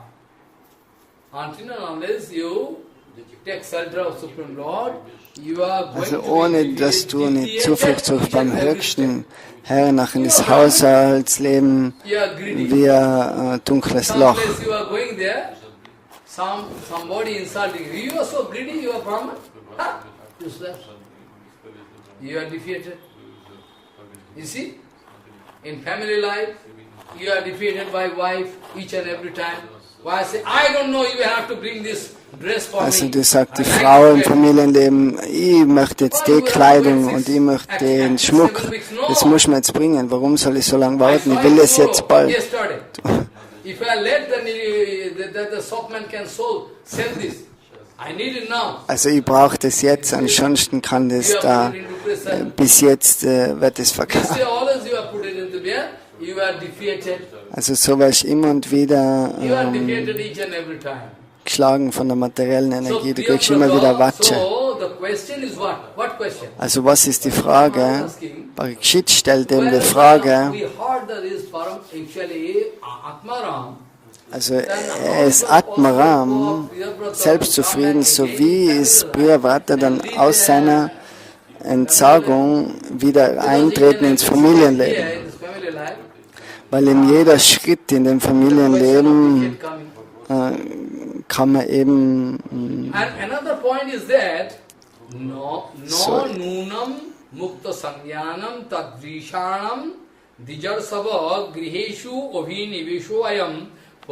wird man dauernd kommandiert von Frauen und Kindern im Familienleben und muss alles machen, was sie sagen.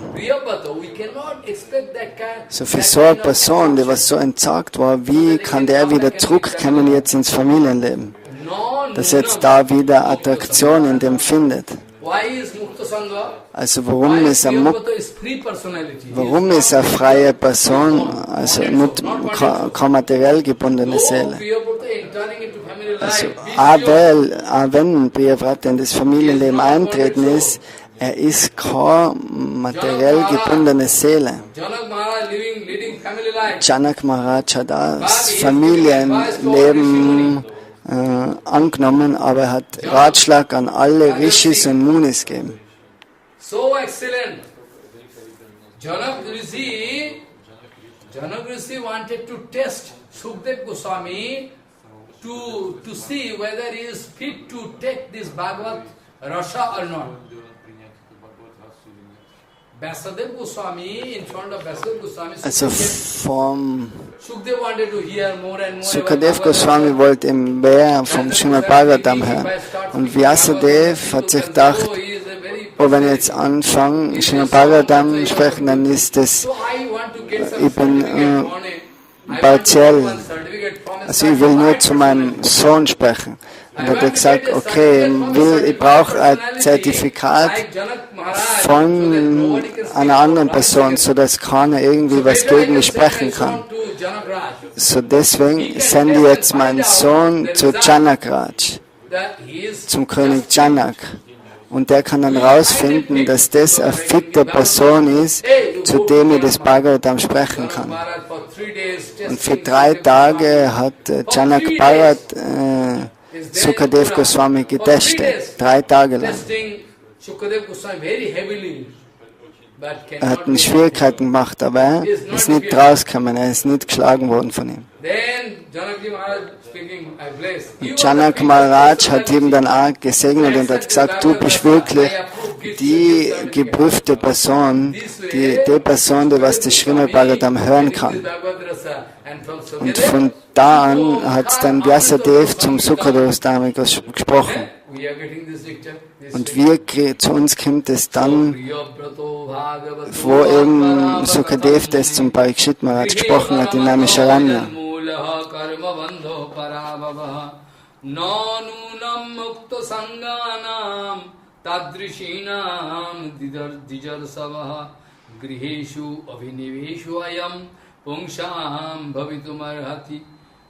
we can never expect any kind of attraction inside the heart of that Priyavata. Is actually he got good association, Sat Sanga. Also Priyavata, der hat ja gute Gemeinschaft gehabt mit Narada. So wie ist es möglich? Parikshit Maharaj spricht,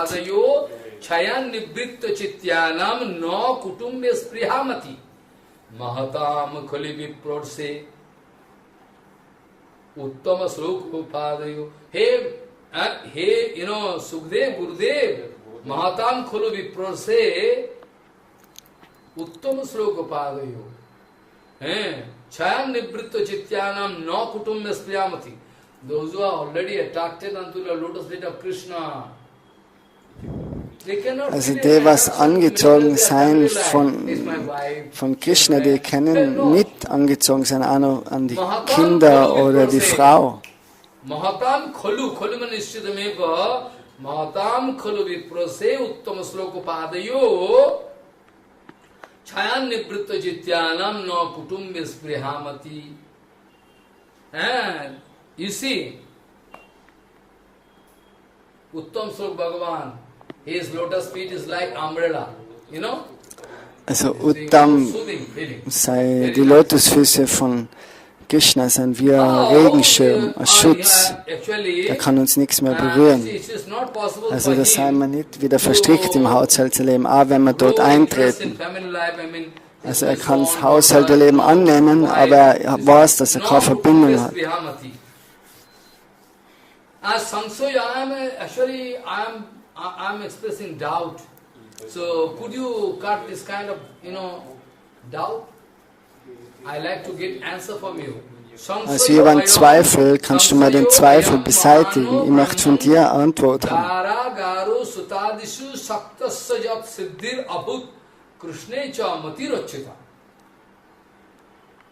I am expressing doubt. How is that possible? He is staying in family life, leading family life. Also Parikshit spricht, er ist jetzt von der Entsagung, von dem Leben im Wald, in der Meditation, ist er jetzt wieder eintreten in das Familienleben. So wie ist das möglich? Obwohl er so starke Anziehung zu Krishna hat und jetzt geht er ein in das Haushalterleben. Und Sukadev Goswami antwortet jetzt und gibt und sagt, O König, O Rajan, Balam, Baram, Muktam, Am in Sanskrit, Am bedeutet okay. Yes, okay. Om মানে হচ্ছে রাজি হওয়া, okay. But here actually Baram, ঠিক আছে তুমি যা বললে it's okay. Baram Uktam. You are putting nice question.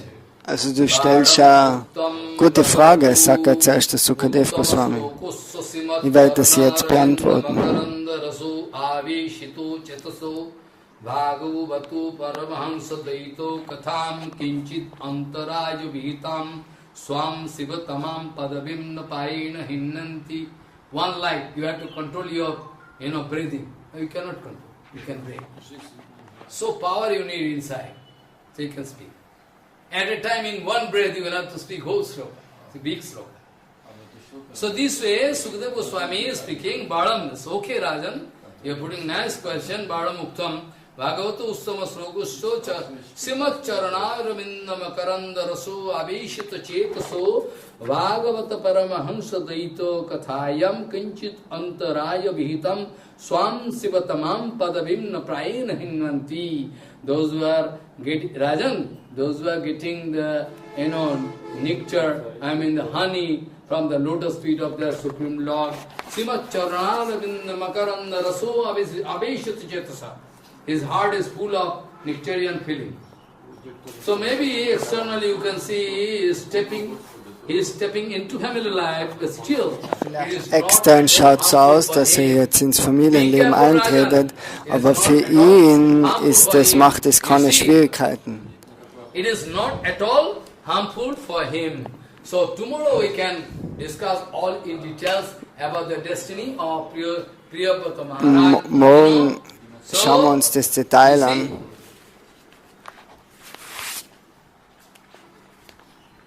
So you see, enjoying. Actually, tomorrow we can speak in details. Yatha tarar mula nisechanena tippanti taskanda bhujo pusa prano paharasya yathendriyanam tathaiva sarva araharanam achyuteja vancha kalpatarusya ke vasendi vyavachavati dhanam kamanabhyo vaishnavibhyo namo namo.